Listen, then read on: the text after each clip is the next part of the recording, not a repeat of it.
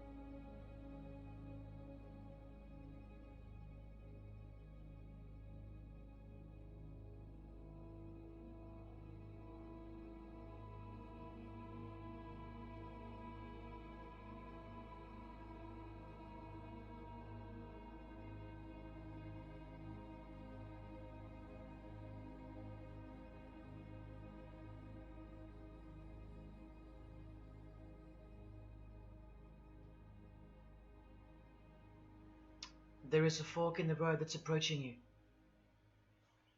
And you can stay on the path which curves to the left by denying the existence of Satanism in the fullness that you've been shown. Or you can surrender to the truth and take the right-hand path. Now, where that road could lead is the sweetest risk you'll ever take. Are you still pretending that this one-eye religion of Freemasonry isn't Luciferianism? See, this here is the biggest obstacle you'll ever face. The very thing that could lead you to the prize is the very thing that will keep you from it. The reality of international Satanism. In the shadow of Christianity, Satanism has always been there.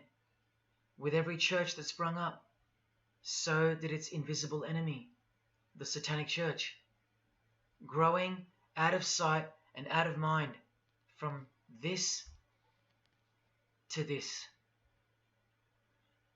And Christianity has long been deprived of its power, as clearly demonstrable by the absolute lack of preaching against the institution of Freemasonry.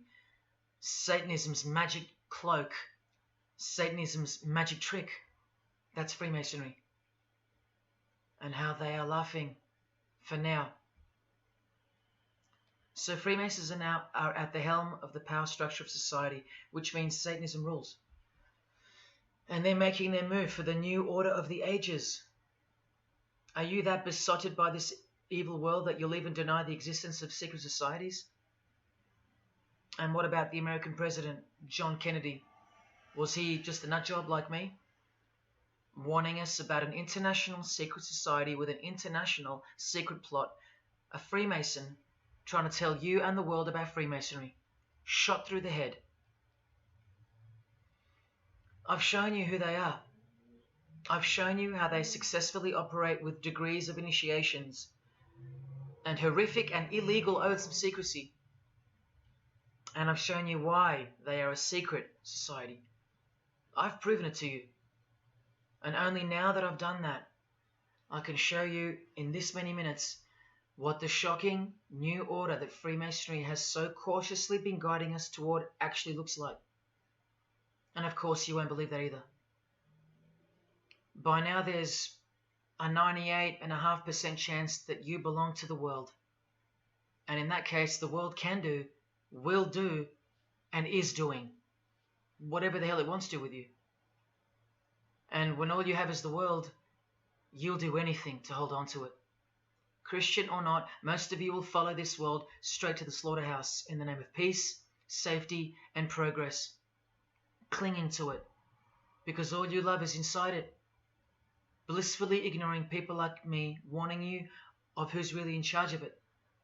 Men, women, actors, singers, businessmen, and politicians, all interlocked, whose God is named Lucifer.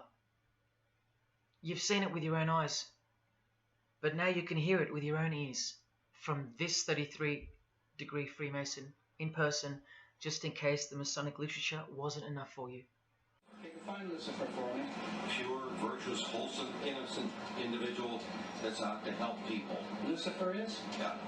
Say that again. Lucifer is a pure, holy, Virtuous. virtuous. Now, is he the Lucifer that God created?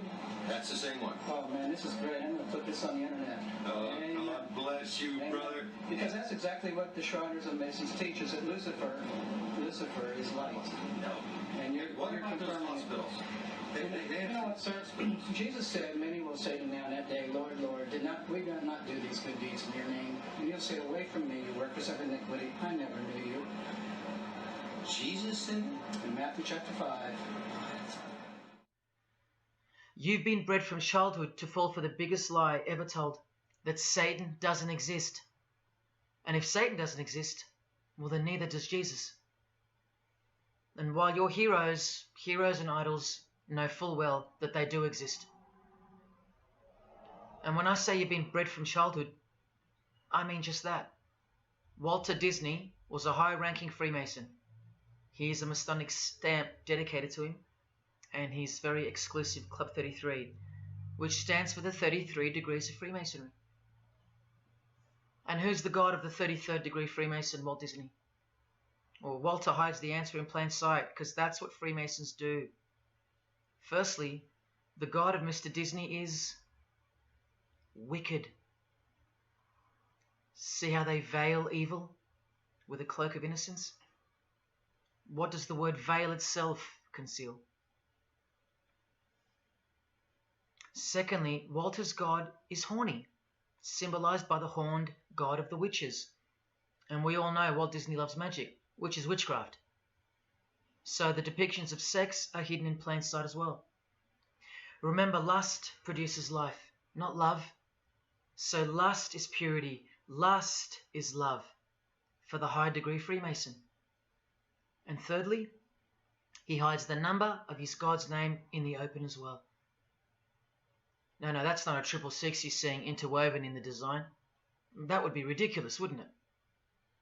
Not even when they separate the sixes from the name, all three of them, and place them together for you like this, in plain sight. No, not even then will people see. Do you think things are any better 50 years later? Here's the Eye of Lucifer in the Nickelodeon channel, and his lightning flash. Remember what they actually believe about Satan. From Freemason Helena Blavatsky's book, The Secret Doctrine, meaning the secret belief. Who is Satan? He is the angel who was proud enough to believe himself God, brave enough to buy his independence at the price of eternal suffering and torture, beautiful enough to have adored himself in full divine light, strong enough to still reign in darkness amidst agony. Helena Blavatsky is suggested as recommended reading by the Encyclopedia of Freemasonry right here. And the Grand Pontiff of Universal Freemasonry, speaking of Lucifer, Satan, and the devil on page 407, writes that to the initiate, the devil is the instrument of liberty or free will. That's who Lucifer is to them, okay? To show you how little you know of who you're dealing with and the extent of this religion's influence and power, not to mention their plans, let me jump ahead for a minute. Watch this. This is Lucius Trust. The Lucius Trust is a non-for-profit service organization incorporated in the United States in 1922, and their objective from Lucius Trust website, dedicated to the establishment of a new and better way of life for everyone in the world based on the fulfillment of the divine plan for humanity. The divine plan. A new way of life, like a new world system, like a new order. Now, you want to see who they work for? The Lucius Trust has consultative status with the Economic and Social Council of the United Nations. The United Nations, the UN. They consult the United Nations of the world. They advise the United Nations of the world. Now look at this. The Lucius Trust's publishing company was founded in the early 1920s as Lucifer Publishing Company. The Lucius Trust says that the name was probably chosen to honor Lucifer. What on earth does a modern day consultant to the most powerful and progressive force engaged in uniting all nations under one banner, the UN, have to do with the fallen angel of the Holy Bible? The one that Jesus Christ told us would manifest on earth as a world ruler, to deceive the whole world into a new world system. Yes, that angel. Why on earth would they honor that angel? Well, that's easy. They were founded by Freemasons. Incorporated into the United States by Alice Bailey and her husband Foster. Well, here's a book written by Foster the Freemason, The Spirit of Freemasonry, published by Lucius Press, also known as Lucifer Publishing. And one last thing, if you dig a little, you'll find an article on their website, The Esoteric Meaning of Lucifer, on a modern company website with consultative powers to the United Nations of all things. Wow, I really hope you're seeing this. In the article, it states that the Baileys had enormous respect for H.P. Blavatsky, who stated in her renowned occult book, The Secret Doctrine, on page 245, in the chapter called Holy Satan. It is Satan who is the God of our planet and the only God. Then the article goes on to say that the Baileys sought to elicit a deeper understanding of the sacrifice made by Lucifer. Everything has been reversed. Evil is good, Jesus is the enemy, and Lucifer sacrificed himself for you, not Jesus Christ, the one who washed the feet of his disciples and the only one they fear. Modern progressive atheists do not influence world events, people. Satanists do. Remember the goal of the Lucis Trust? The fulfillment of the divine plan for humanity. Yeah, the divine plan exposed by Jesus Christ in the Gospels. Hence their war on the Bible and the abolition of it from the school system and even from modern Christian churches who dare not preach from the book of Revelation. Your most highly evolved and contemporary leaders of society secretly believe that in the theosophical perspective, the descent of these solar angels was not a fall into sin or disgrace, but rather an act of great sacrifice. They believe in the fallen angels and their revolt against God as revealed in the Bible, led by the devil, the chief commander of Freemason Bob Dylan, remember? These people make contact with these fallen angels, with the royal art of Freemasonry called witchcraft. Please stick around. Let me show you that. How many solar angels does the Bible say followed Lucifer out of this heavenly realm?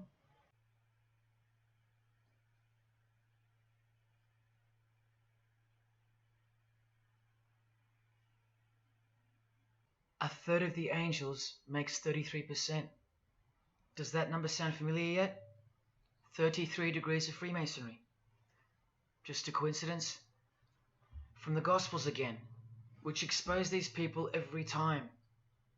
Do not let anyone who delights in false humility and the worship of angels, and who has access to some visionary world, beguile you, trick you of your reward.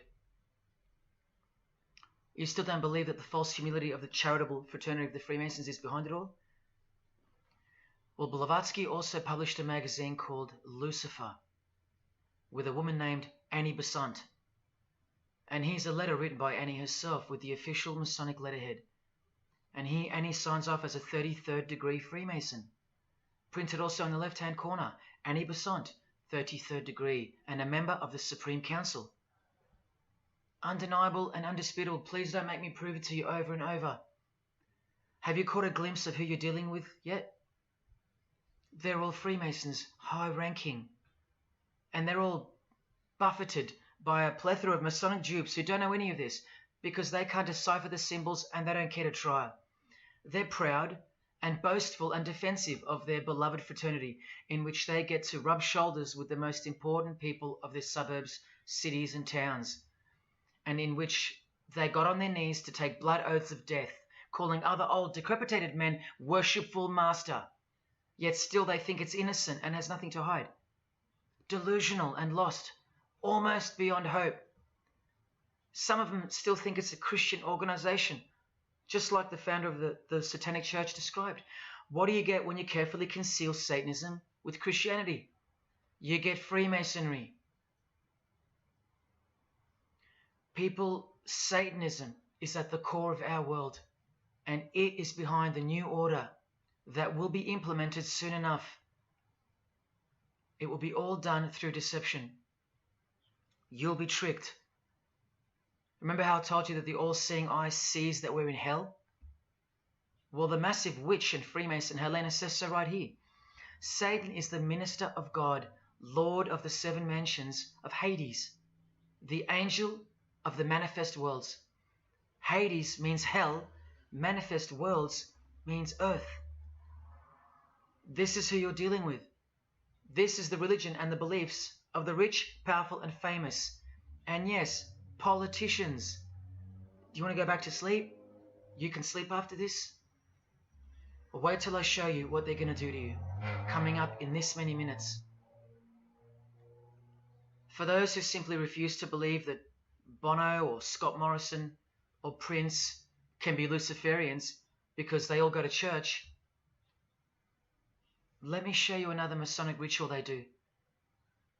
And this is before Satanism or Luciferianism is revealed to the candidate.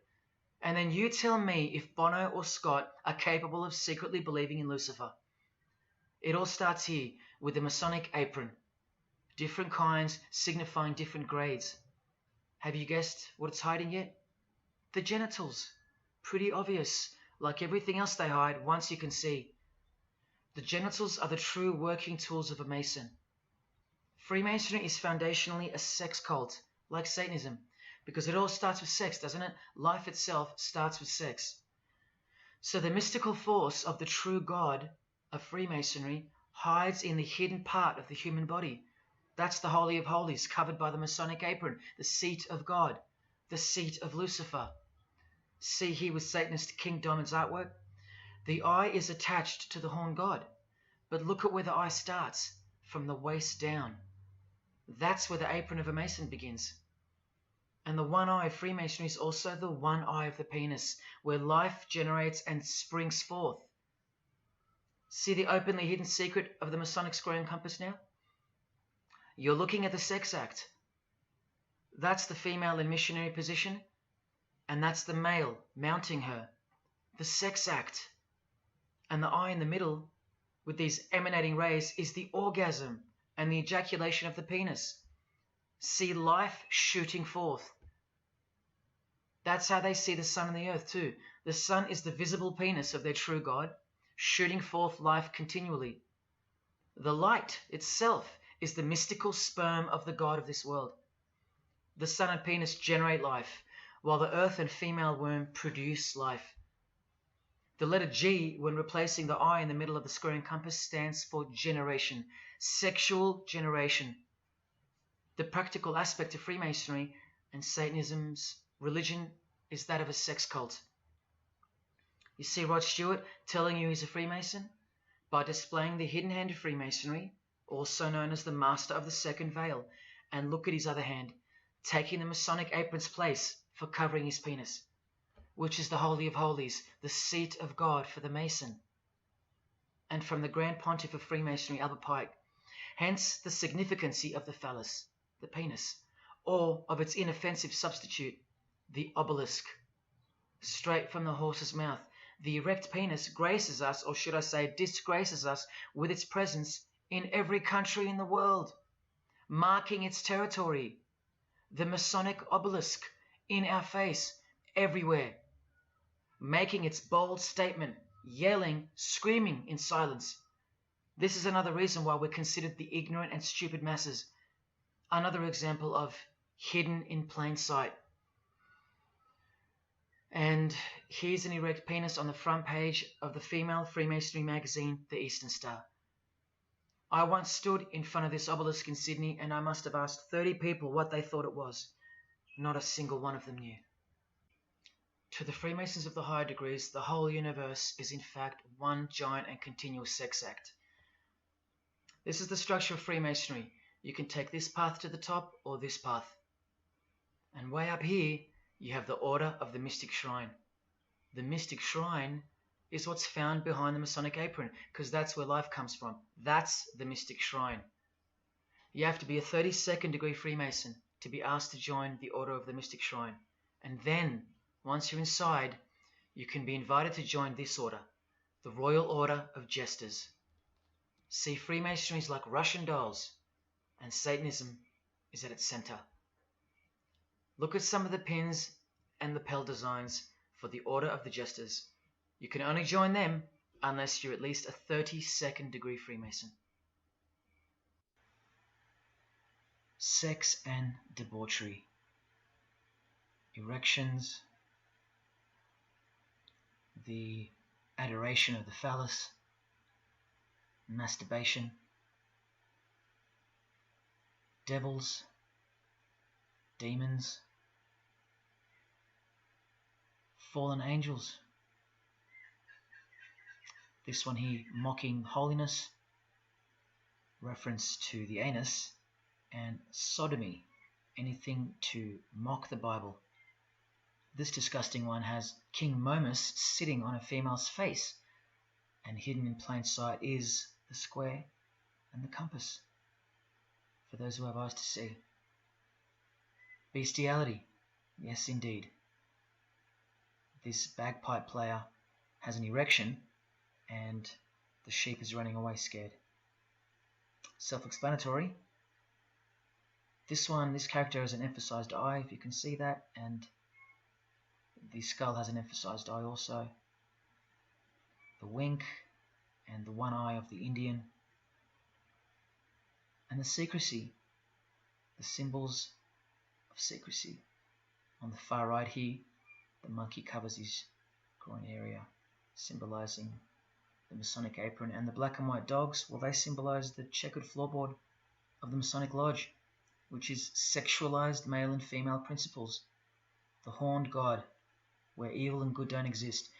And in the first degree, Masons are given a Bible stamped with a square and compass, oblivious to the inherent mockery and the foundation of the whole fraternity, as alluded to here with a genuine Royal Order of Jesters private lapel.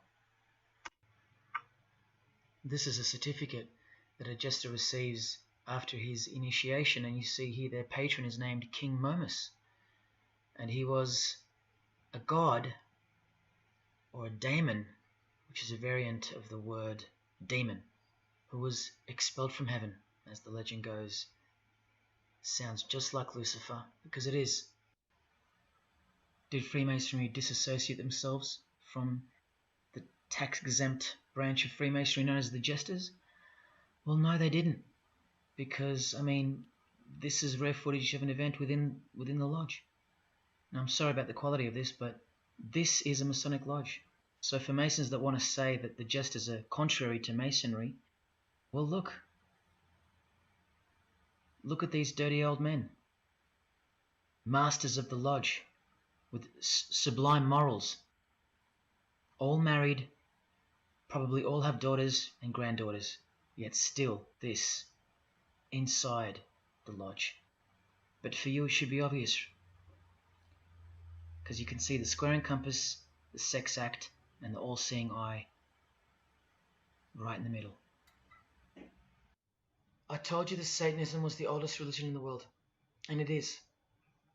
The sex act was ritualized and organized as a religion before we called it Satanism. But Satan has always been the god, the horny god, the horned god of these sex cults. All of them, from Sumeria to Egypt to Greece and so on, that's called paganism. And the real Bible of the Freemasons and the pagans, the one not written by hand, the one that's older than any book, the one that supersedes all the rest in age, thus making it the purest and most unadulterated word of God in the eyes of the Freemasons, is nature. Nature is their Bible. And before you think there's nothing wrong with that, wait a second, because you're not thinking straight. Ask a Mason, whether he be a first degree or a 33rd degree, what is Freemasonry? And the universal go-to answer is this: a peculiar system of morality, veiled in allegory and illustrated by symbols. Now, why would you need to veil your morals? Because in their peculiar system, evil is good and good is evil. That's Satanism 101. A peculiar system of morals. That should tell you something. That should tell you everything. Why would your morals need to be a secret? Because their deeds are in fact evil. Glorifying the laws of nature, where cruelty and self-obsession are virtuous characteristics. That's nature.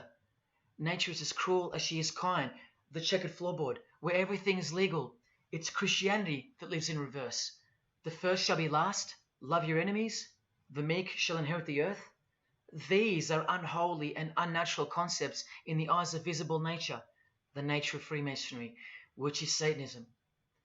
What the Freemasons really mean by this morality veiled in allegory is that they're allowed to steal because nature allows it. They're allowed to kill because nature allows it. They're allowed to commit adultery because nature isn't monogamous.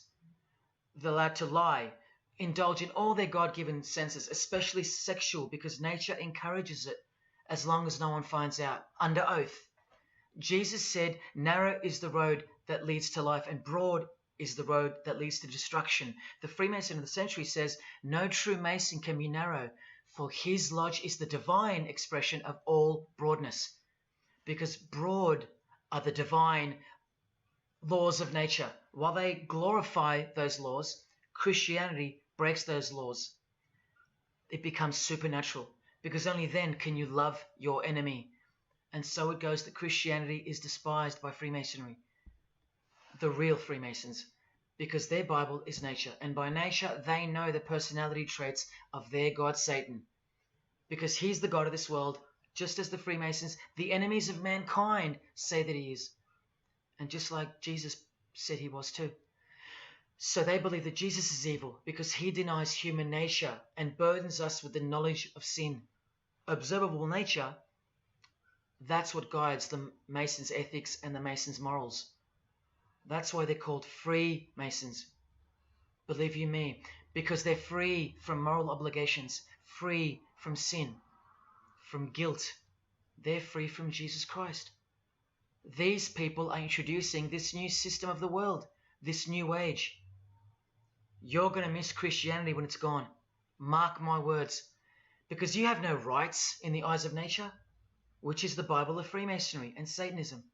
And soon that will become painfully plain as a fact of life. Now please, I give you fair warning of what's to come in this presentation. It's very disturbing, or at least it should be. But cause to celebrate follows the disgusting things you're about to see. This is precisely where my own life and well-being come into danger. So let me say this right now. If you hear of my sudden death, or of my possession of 0.5 kilogram of cocaine or child porn, or my overdose or my suicide, remember this video. And if something so unfortunate should happen to me, may it serve as a catapult to you and as a remembrance of the conclusion to this presentation, which is this many minutes away. Do I really think they're going to make me pay for this video, for breaking my oaths? Well, seeing as people are so far gone, lost in the illusion that secret societies have constructed around you and inside you, and seeing as they can simply pull this video down, close my account and whatnot, no, I don't think they'll come after me. But if they do, let me say this to the Grand Lodge that orders my demise right now. Jesus wins. So in saying all that, here we go. Is Scott Morrison a Satanist? I'll let you answer that. Here is a ritual that Scott and every Freemason from this guy to this girl have performed. There is one Masonic apron you'll never see being worn. This one. And when I bumped into it, I thought it was a fake. Until I found this in Richardson's Monitor Freemasonry, official Masonic literature, written for Masons only. On this page, what is that head doing there? You'll find out in a sec. Let's read the description of the apron worn in this degree. Speaking of the initiates, it states, they wear white aprons sprinkled with blood red and lined and bordered with black. On the flap of the apron, a bloody arm holding a dagger, and on the apron, a bloody arm holding a bloody head by the hair. Now this is why there's an illustration of a decapitated head. And this is going to become to a bone-chilling conclusion. So during this ritual, the candidate removes the blindfold and discovers a basin of water with a tumbler beside it. He is also astonished to find a human head lying on the floor. The Master of Ceremonies returns and directs the candidate to take up the knife in his right hand and the head in his left. Yes, this Pope, this rock star, this pop star, this actor, this actress, and this beloved Prime Minister. This is what they've done. All of them, hands down. And you thought all you needed to be is talented to succeed? No, you need to belong to the secret society called Freemasonry. And believe me, when you belong to them, you belong to them. Now you tell me, can these people end up believing in Lucifer? Is that really a stretch? Carrying around a bloody head? Swearing to have your brain cooked, tongue torn out from the roots if you ever reveal anything? No, the stretch is that you think they couldn't believe in Lucifer. That's the stretch. Lucifer, the one who sets you free, remember, from sin, by sinning. Can you now see the bloody spirit of Freemasonry lurking behind the veneer of charity and the veneer of Christianity? Because Scott Morrison goes to church, apparently. The Pope is a Christian, apparently. But look at these people. So-called Christians or Christians gathered around a giant erect phallus in the middle of the Catholic square. This is Freemasonry, the demolition of morals, the creation of hypocrisy, and the demolition of true virtue. These minds are directing the future. Now, to be fair, I don't know if these heads are real heads. I never got that far to find out. But I will tell you this. All the skulls they use they're real. All the skeletons they use they're real. And they run every single noteworthy funeral home in Australia and the world. I know that personally and for a fact. Once again, you are only seeing the tip of the iceberg because I can't bring myself to tell you about what I really know of the rituals that come after the 33rd degree Freemasonry. For as much as they celebrate life in various grotesque ways, they also celebrate death in ritual form, which are the things I can't speak of to you. They have to celebrate death in order to prove that they can see things through the all-seeing eye, the one that sees above evil and above good, the checkered floorboard where things kill each other to live, where life is cruel, where morals are broad. There is no sin, there is only nature. See, these Masonic rituals are designed to desensitize the candidate further and further in preparation for the raw truth of Satanism, the truth which is plainly stated by the Grand Pontiff of Universal Freemasonry. Lucifer is the light bearer, and that you should doubt it not, from their own literature and from their own mouths. Until finally the candidate's introduction into the royal art of Freemasonry, witchcraft. The ancient craft. Why do you think that witchcraft has disappeared? It never disappeared. It was hidden, forced to go into hiding by the appearance of Jesus on the human scene. Another reason why he's passionately hated, and soon him and his ways will be done away with in this new world, and so will your rights. You still don't believe me? You're still doubting all the evidence, like the Freemasons are counting on you to doubt. Well, remember from the Encyclopedia of American Religions, the continuing impact of speculative, modern Freemasonry provided fertile soil in which new magical orders could grow. Watch this 2-minute clip. I can vouch for every single thing you hear come from the former Masons' mouths. In the initiation in Freemasonry, we had to be recommended by another Mason. Well, in order to join witchcraft, you have to be first screened. You have to be recommended by somebody currently in witchcraft. Well, when I was initiated, I was blindfolded and bound by a rope, and on your bare chest was thrust the point of a spear. In witchcraft, we were initiated through a very involved ritual, initiation ceremony, wherein the candidate was led blindfolded, bound by a rope to the edge of the magic circle. And the rope is around your neck and you're led forward. And up front, at the eastern end of the building, is a person who's a worshipful master. And you kneel down before him as if he were a god. You were met by the high priest or high priestess at that time, usually with a sword to your chest. When I went to enter the lodge, a sharp object was put to my left breast. And I was warned that should I reveal any of the secrets of Freemasonry, to know what to expect. When you're presented before the high priest, a sword is held against your chest, and you actually take a blood oath, promising to remain faithful to the secrets of witchcraft. Well, when you are in the room, this blindfold is taken away from you, and this is a time when they say that you're coming from darkness into light.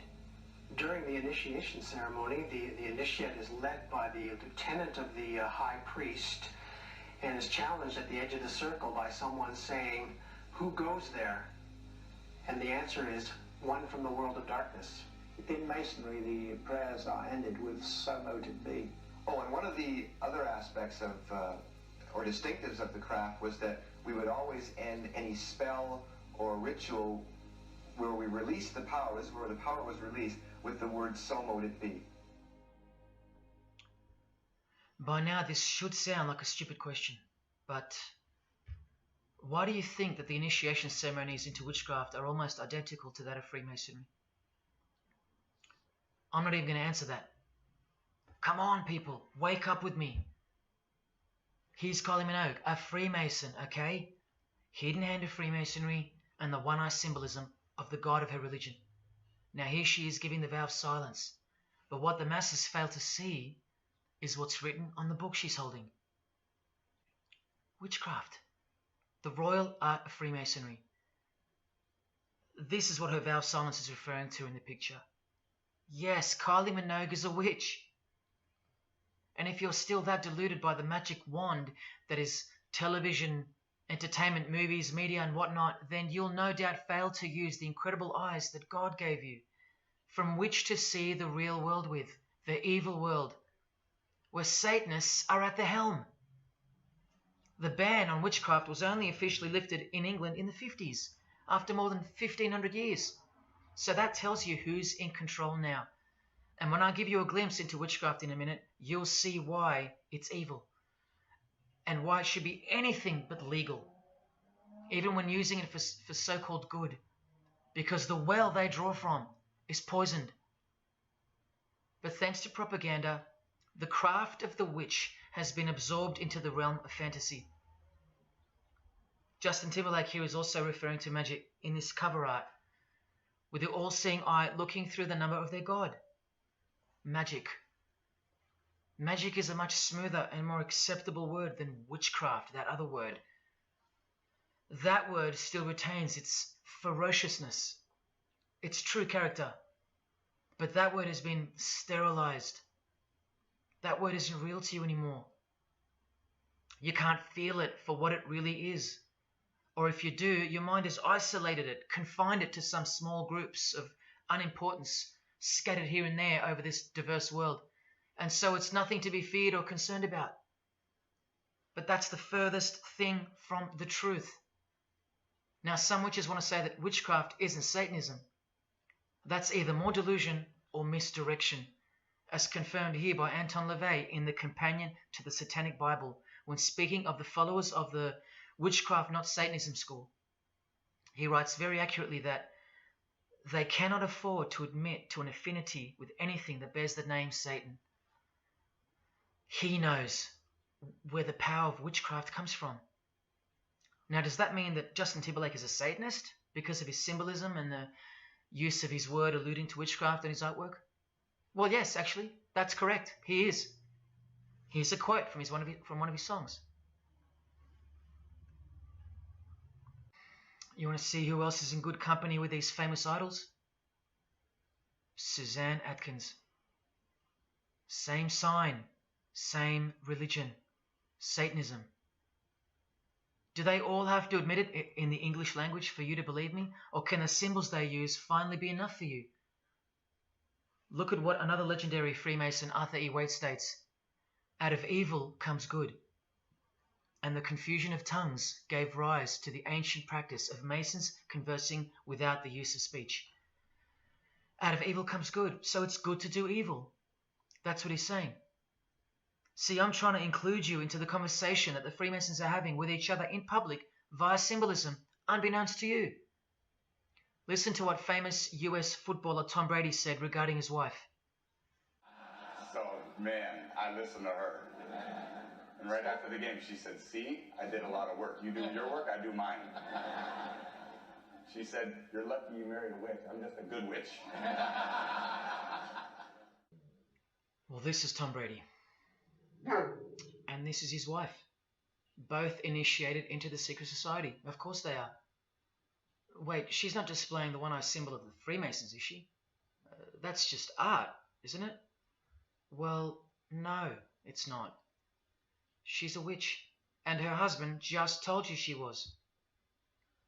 Here's Steve Miller's front cover to the famous song Abracadabra, and he covers his eye because he's a member of the one-eyed religion, and abracadabra is a legitimate word used in witchcraft. Here it is in the 100-year-old Encyclopedia of Freemasonry. Why would the word abracadabra be in the Encyclopedia of Freemasonry, the fraternity that runs charities, hospitals, nursing homes, and that secretly supply us with popes, presidents, prime ministers, kings and queens, and the bulk of our entertainers? Why?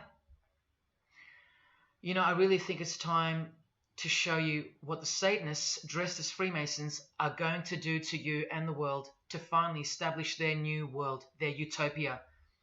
And this is going to be the segue into that. This is my last practical example of Freemasonry's satanic roots. And then I'll close this presentation with the most shocking thing you'll see or hear. You probably won't care, but to the precious few who remain, I will send you off with the greatest and most beautiful shock of all.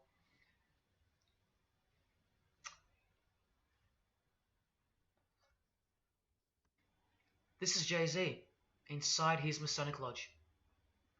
You can see the Masons in aprons in front of him. This is where Jay-Z takes his sick oaths of silence, kneels down in front of other men, and calls them Most Worshipful Master, an appalling title to give to a man on this planet. Jay-Z the Freemason writes songs like this. This one's called Lucifer. And in Empire State of Mind he writes, Jesus can't save you. Life starts when the church ends. Oh, but he can save you, Jay-Z. He can even wake you up just before you collide into a concrete wall doing 120 kilometers an hour. I should know. This is fellow member of the craft Alicia Keys, who sings on the track. Here she is, showing her allegiance and wearing the broken and bloody cross of Jesus Christ, the occult peace sign, pure hatred for Jesus. There is peace when your conscience has been killed, seared to sin, and you can indulge to anything. A false and temporary kind of peace, no doubt. Here's a shot of Jay-Z's clothing line, purely Masonic, The Craft. Well, this is the craft he's referring to. This is him with well-known witch Marina Abramovich, also showing her sign of allegiance to Freemasonry. Now here we go. Here's Jay-Z wearing a most revealing top and the dead giveaway that you need to see behind the curtain of Freemasonry. Do what thou wilt. Do whatever you want. That's the adopted motto of the most notorious Satanist of the 20th century, 33rd degree Freemason, Aleister Crowley. Here is his certificate of appointment, known as the 33rd degree inscription and the double-headed eagle of Freemasonry. And here, next to his name on the certificate, including the symbol for a Grand Commander of Freemasonry, as shown in their encyclopedia. But to really confirm that he's a Freemason, here he is doing the Masonic sign of the Master of the Second Veil. Now here's a legitimate letter from Aleister. Again, the addition of his inscription of the 33rd degree, and he signs off with a symbol of the past Commander of Freemasonry. What does he write beside it? Baphomet. This Baphomet. Now listen to this man to get a clearer picture of the truth behind the secret religion of the stars and the leaders of the world. Aleister is the founder of a Luciferian church called the Ordo Templi Orientis, and he named himself the Beast 666, straight from the Bible, depicting the number of wickedness in human form.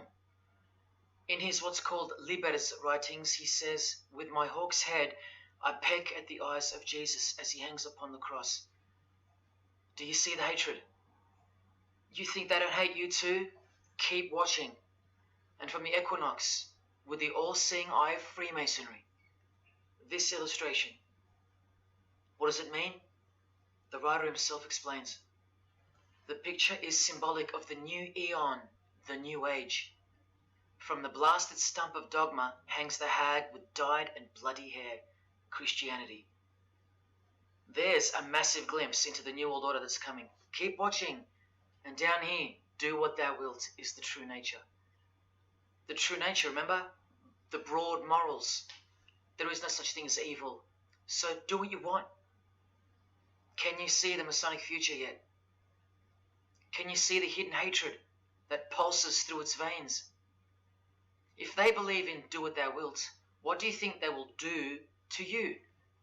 And what do you think they'll do in order to build this new world? This is from a commentary on his Book of the Law. The Beast 666 adviseth that all children should be accustomed from infancy to witness every type of sexual act. Do what thou wilt. And what about the royal art of Freemasonry? Magic is the highest, most absolute, and most divine knowledge of natural philosophy.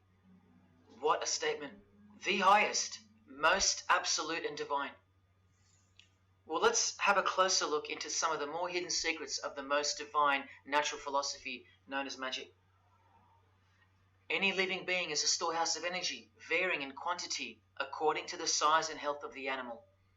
At the death of the animal, this energy is liberated suddenly.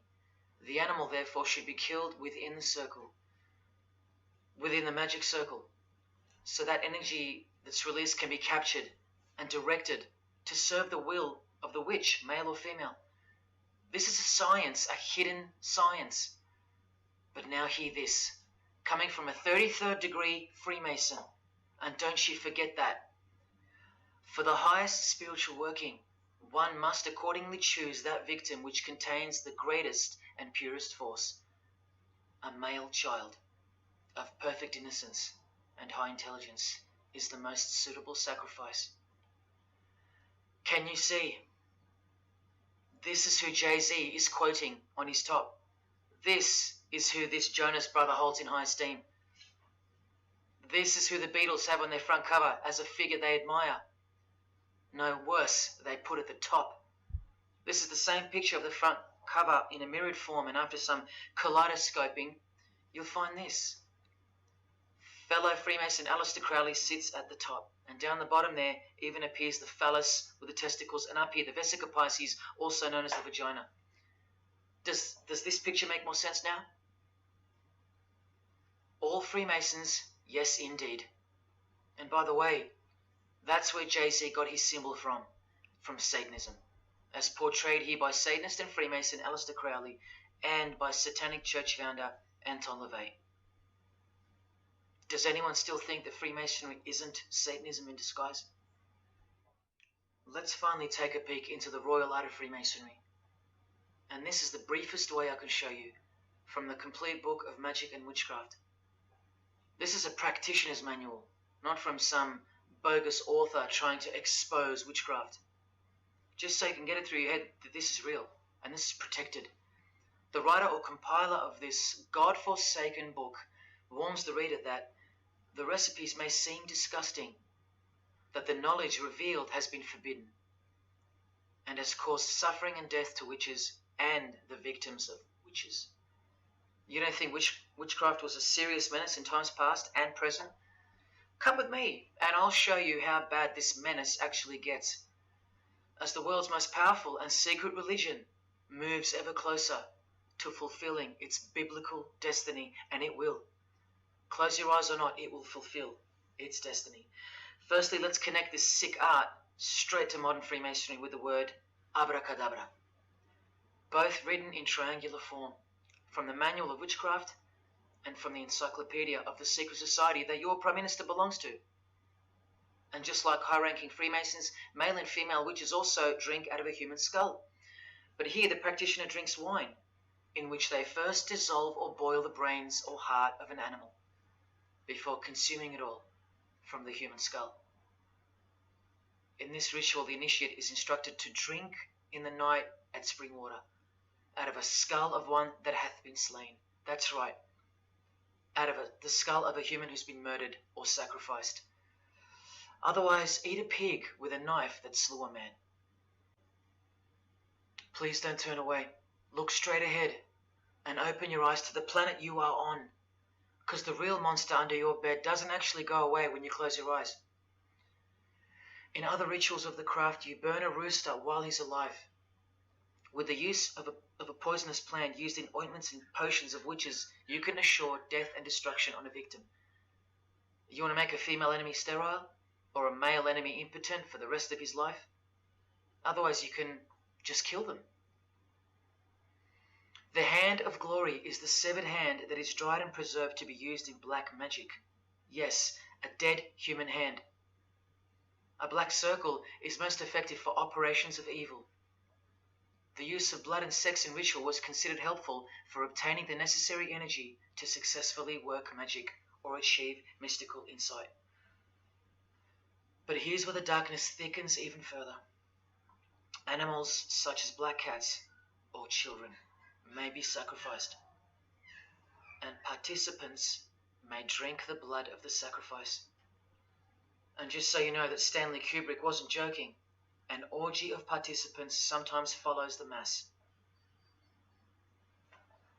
No remorse, just science, the science of witchcraft, the royal art.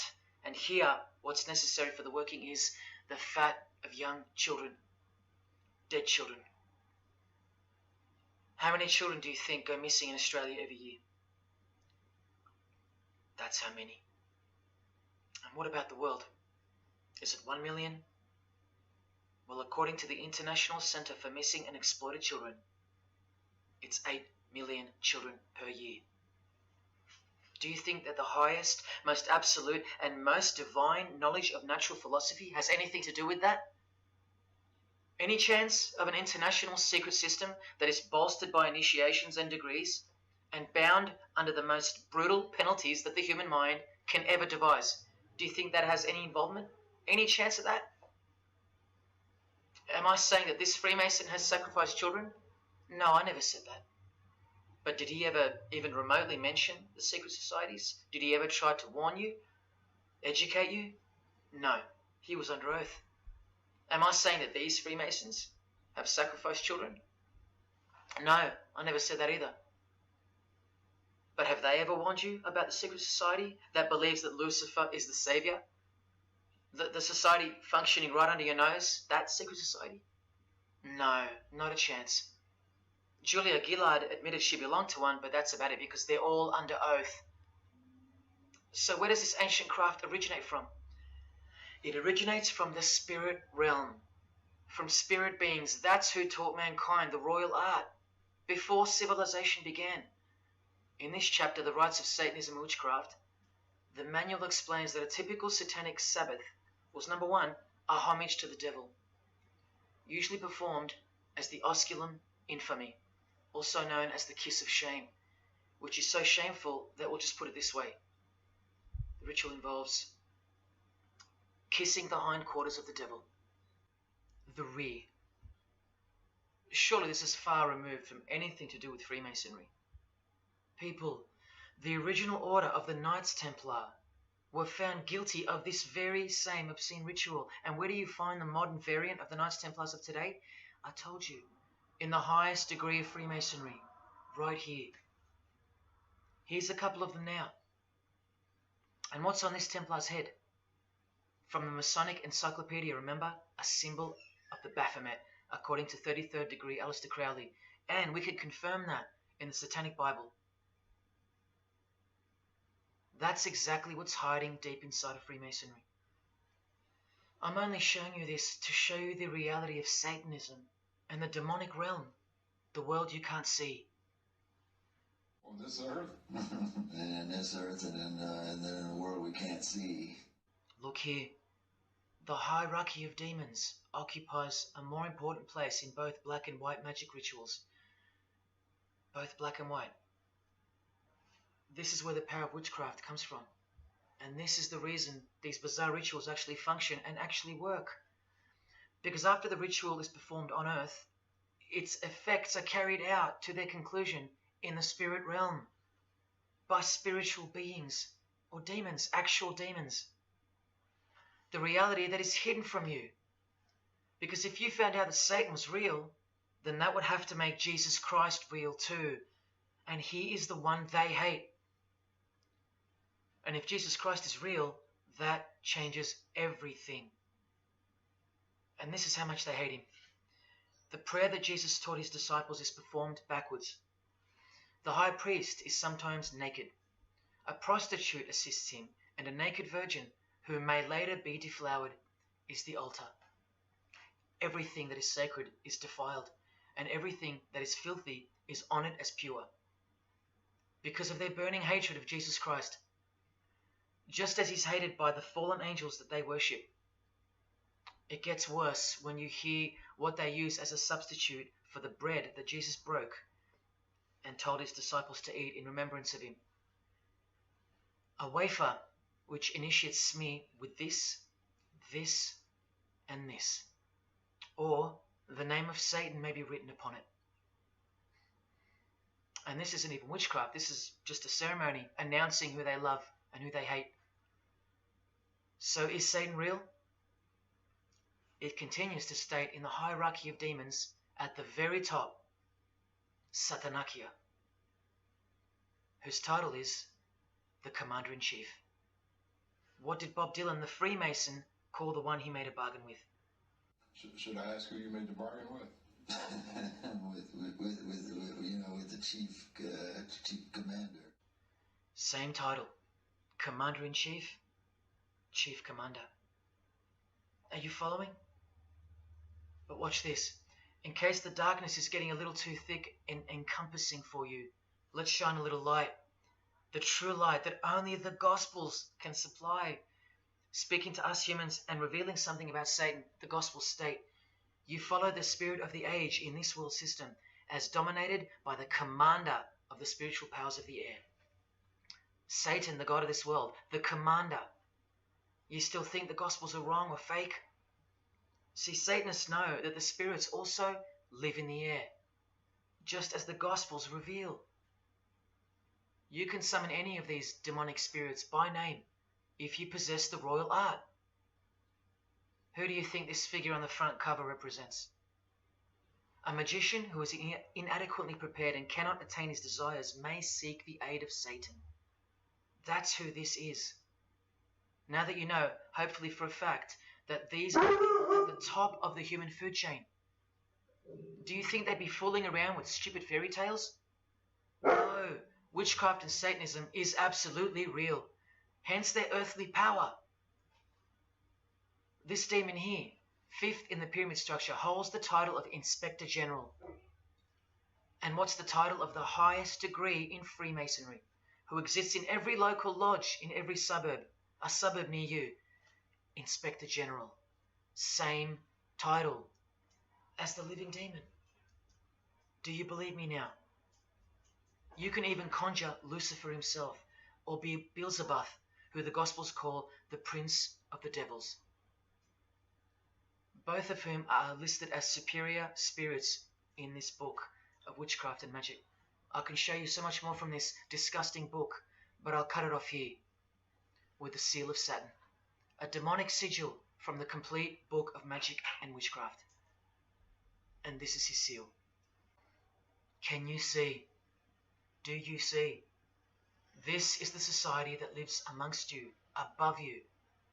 The one-eyed religion of Freemasonry, hidden right in front of those who have their eyes wide shut. I'm going to now show you what that world that they are building, from the ashes of the one you're currently living in, looks like.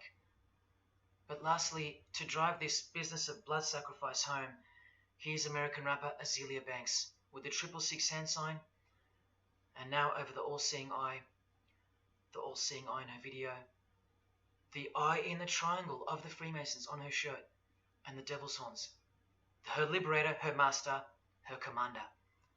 And now displaying the secret society vow of silence, along with that, the last brief glimpse into the highly concealed royal art of Freemasonry. The amount of crap that's about to come off my floor right now, guys. Oh my god.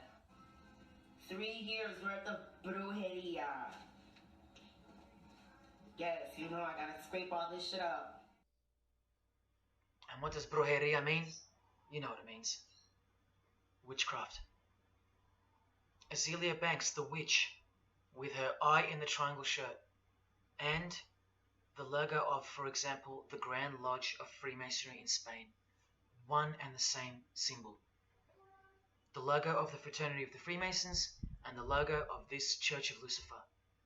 The one eye. One and the same symbol. Freemasonry has deceived you. Yes, people, now you know how Satanism has functioned out of sight and out of mind. You still think there's no such thing as witchcraft? Or that it only existed in the olden days? You still think that blood isn't a part of the royal art? You still think that local Masonic lodges of the world are not filtering systems for Satanists and a cloak for organized Satanism with a grand master plan for the world? You think there's nothing to the blood sacrifice of Jesus Christ? After seeing all this and the Azealia Banks clip, and after realizing that there exists a hidden and guarded science of the art of blood sacrifice, you think there was no science behind Jesus' crucifixion, a deeper reality that we can't see or understand? You think Jesus didn't know what he was doing? Or are you one of those who still think he didn't exist? Tell me, how can they hate something that doesn't exist?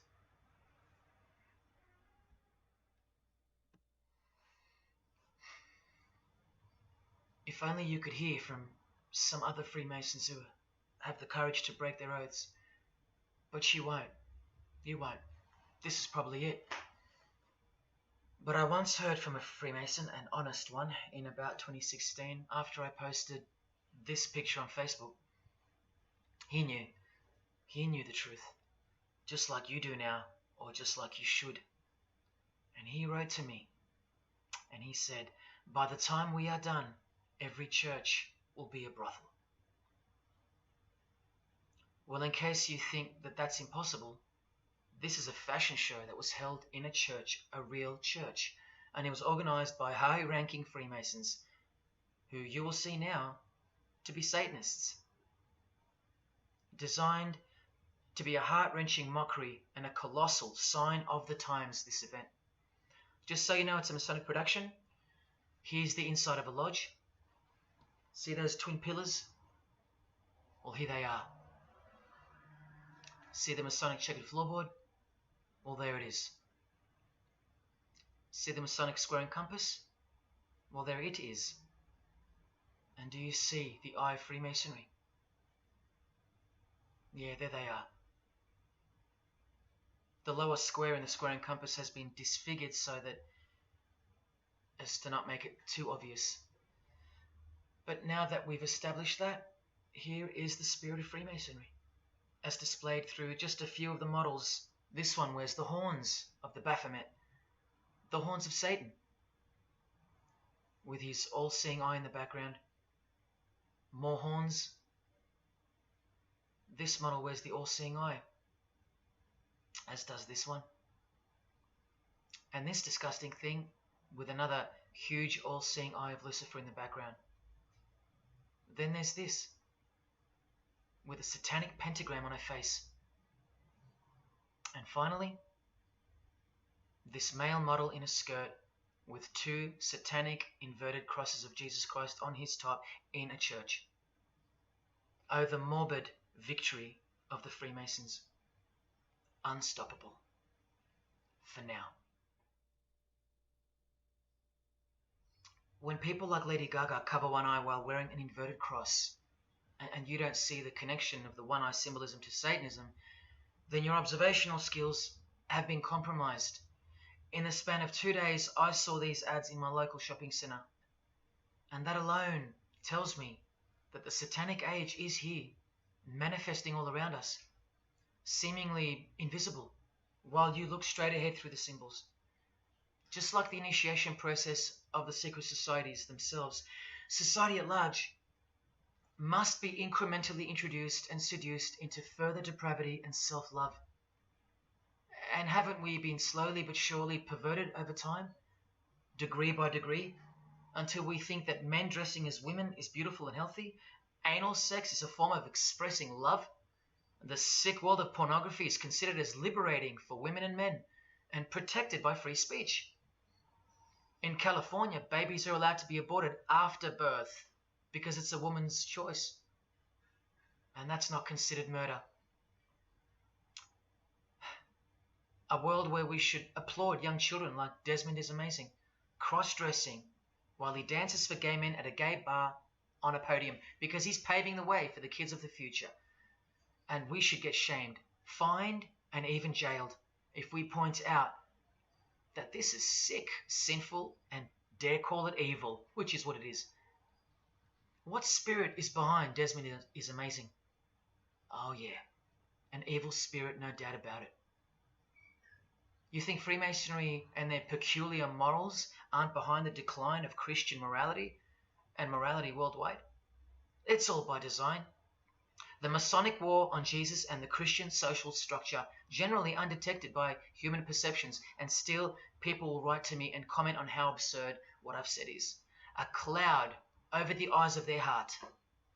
Well, I tell you this, there is no bigger axe that has ever been grinded than the one Freemasonry grinds. Because the appearance of Jesus Christ pretty much destroyed their religion, drove it underground, and they will have their revenge. Soon you're going to see it. We've all been initiated into the lowest levels of materialistic Satanism under the banner of secular humanism. I know blokes who think that life's great, mate. Life's terrific. Life's what you make it. Evil, Lucifer, Satan, these are just words that Christians invented to help them sleep better at night. There are no cults. There are no conspiracies. John F. Kennedy's speech about secret societies plotting against the world, that's not relevant anymore. That's history. There's no such thing as Satanism amongst civilized people. Oh, children, when darkness comes to your door, takes your wife, takes your health, your job, your home, your freedom, your children, then you call out, oh my God, this is evil. Why is this happening to me? Well, here comes the darkness. Here comes the evil. You want to know what the New World Order looks like? You want to know what the future holds? You want to know what horror is coming to our planet? As Jesus told us, for then there will be great distress, unequaled from the beginning of the world until now, and never to be equaled again. Ladies and gentlemen, welcome to the Masonic New World Order. These are the mysterious Georgia Guidestones, also known as the American Stonehenge. They are a set of granite monoliths which were constructed in 1980 and funded by an unknown and anonymous group and commissioned by a man using the pseudonym R.C. Christian. On a ledger beside the monument is written, "Let these be guidestones to an age of reason." Here we have a reference to a new age. With this, we get a clue as to the spirit behind the structure. The Age of Reason happens to be the title of a book by Thomas Paine. Now, you can colour him any which way you want to, but whichever way, one glaring colour shines through. Thomas was a hater of Christianity. That's the second clue to the spirit behind the Georgia Guidestones.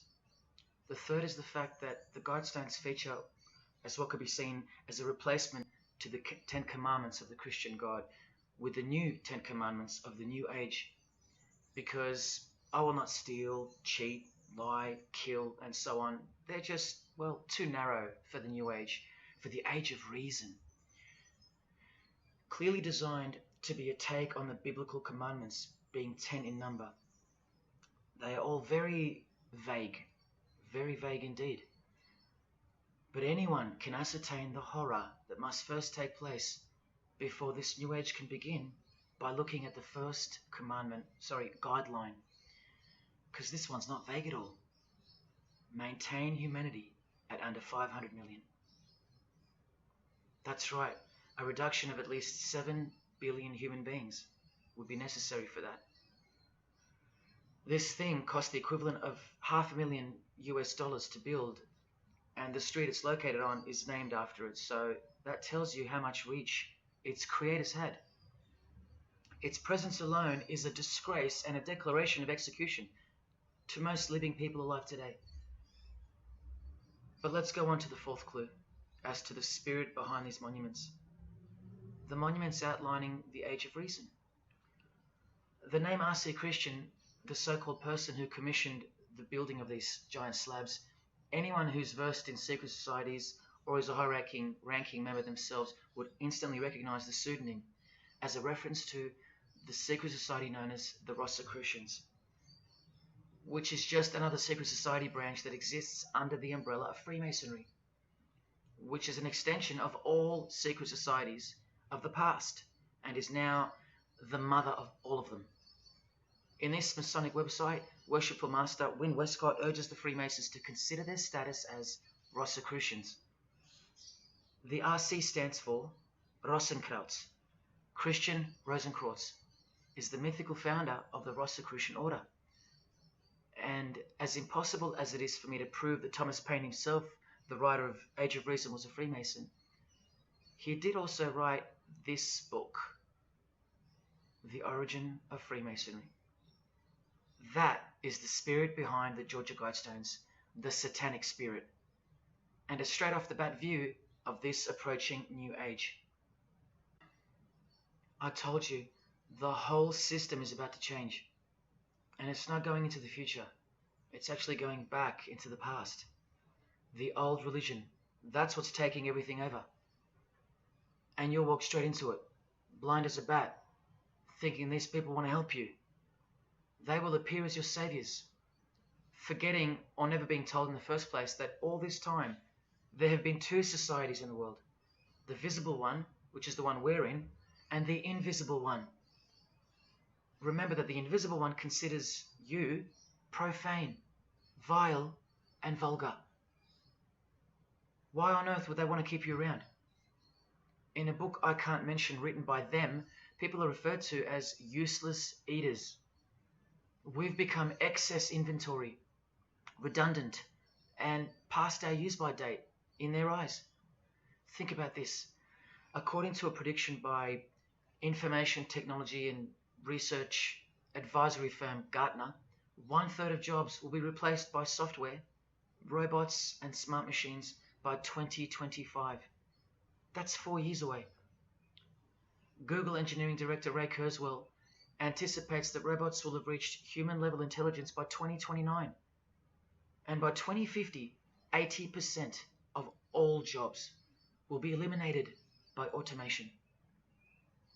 What on earth are you and your family good for then? What do you think the secret society will do to the vile multitude then? The utopia is coming, but it ain't your utopia. You still think that by the measure of the minds of international Satanism, you should be kept around? This excess baggage that the bulk of society has become? No, no, no. The new age is dawning. And generally speaking, you're not invited. It'll just look like you are. Remember that Charles Darwin, the Freemason, is listed as an influential figure in the Satanic Church. So mass murder and mass death are natural and necessary themes in the name of evolution, an artificially induced evolution into this. He is the same image in real life in Eilat, Israel, seemingly unrelated to the seal on the US dollar bill, right? But standing in glory with a Masonic square and compass, telling you exactly who owns this pyramidal symbol, complete with the one eye on top. Same symbol, same designers, worshipping the same God. You should be getting goosebumps by now. Is this a conspiracy led by international Freemasonry? Oh, you don't have to bet your life on it, because your life has already been placed as a bet on your behalf and without your knowledge, but with your permission, because all of the information is hidden in plain sight. In your face is where it's hidden. You're going to lose this battle unless you've been hidden in Jesus Christ, the only one who warned you that the new age is a trap and that it is the climax to this epic drama being played out on planet Earth. Now hang on, brace yourself, because I ain't going to let you down. This is a magazine called The New Age, but if you press rewind, you can find its source. Supreme Council of 33 Degree, Freemasonry. This one stretches way back to 1922. See the twin pillars of Freemasonry? Look, this is 19th century Freemason and New Age pioneer Helena Blavatsky on the cover of this edition. She's the one who wrote that darkness is absolute light, and that Satan is the god of our planet, and that we are in hell. But do you think the readers of these magazines are told that? No. Darkness is sold as light. Satan is disguised, and it's him in the details. This Masonic New Age magazine was the precursor to all magazines and trends, promoting the great deception of self-love and spirituality. Meanwhile, you're feeding off the plate that Luciferians serve you. Look at how the Satanic Bible in 1966 reveals the reality behind the curtain. Evidence of a new Satanic age. A new age. The new Satanic age. All rigged and all propelled by Freemasonry. Satanism's magic cloak. After all, and I think you should have guessed by now that Anton Szandor LaVey, the founder of the Satanic Church, the one who vowed to help destroy Christianity, is himself a Freemason. I can't prove it to you, but I know it, because of not only his obvious fondness of the fraternity of the Freemasons and the mention of it in his Satanic Bible, and its vital role in the Satanic takeover, but also because of the symbols, specifically this one, generally called the Devil's Claw or the Lion's Paw. Freemason James de Rothschild displaying the Devil's Claw or the Lion's Paw. X-Factor's L.A. Reid showing the Devil's Horns next to fellow Freemason Avril Lavigne. The Secret Society sign for the Devil's Number, and displaying the Devil's Claw over and over. The better example is with New Age guru Annie Besant, co-writer of Lucifer magazine and 33rd degree Freemason, also showing the Lion's Paw here and here. But the best example I have is with Aerosmith, guitarist Joe Perry clearly displaying the sign of the Master of the Second Veil of the Freemasons, and right next to him, Steven Tyler, doing the Lion's Paw. Clearly both Freemasons, secretly showing their allegiance with symbols. And here's Anton LaVey displaying the same Masonic symbol. Yes, a Freemason founded the Satanic Church. Now that we know who's really behind the so-called New Age, listen to some of the confessions of the New Agers in their literature, once you scrape past all the talk of spirituality and love and rainbows. New Age author, feminist and hater of Christianity, Barbara G. Walker writes in The Woman's Encyclopedia of Myths and Secrets, a 666, 666, was the magic number of the triple Aphrodite. She further compliments the number when she calls it the miraculous number 666. Speaking of the New Age to come, PhD Christopher Hyatt writes in Undoing Yourself, as we moved closer and closer to the well-planned for and long-awaited invocation of the Prime Minister unto the very King of Hell, the Grand Vicar of Lord Lucifer. Yes, the very well-planned for and very long-awaited indeed. Do you see what's coming? Mr. Hyde also enlightens us in the fact that opposites do not exist apart from the mind. Evil and good are all in your head. That's why you should brace yourself, because these are the minds creating the New World System. He confirms this. The New Age will require new men, men of high consciousness and fortitude. All of our present dogma models will crumble. He means the Christian and the Christian social structure will crumble. In the introduction to the book, another PhD, Robert Anton Wilson, tells you what the New Age really thinks of the Christian social structure, which you have more or less enjoyed your whole life, Christian or not. Christianity and democracy have been among the worst disasters to ever befall the human race. I told you, atheists, you're going to miss Christianity when it's gone. Here's a picture of Robert with the Masonic eye in the triangle on the wall behind him. Remember where the term New Age came from. So once again, do you think that the new system, the New Age, is going to be democratic, a system that respects you or gives a damn about what you think once it's in place? Let me answer it this way. Christopher Hyatt quotes from one of his literary heroes and famed philosopher Friedrich Nietzsche, who said, "What is more harmful than any vice? active sympathy for the ill-constituted and weak Christianity.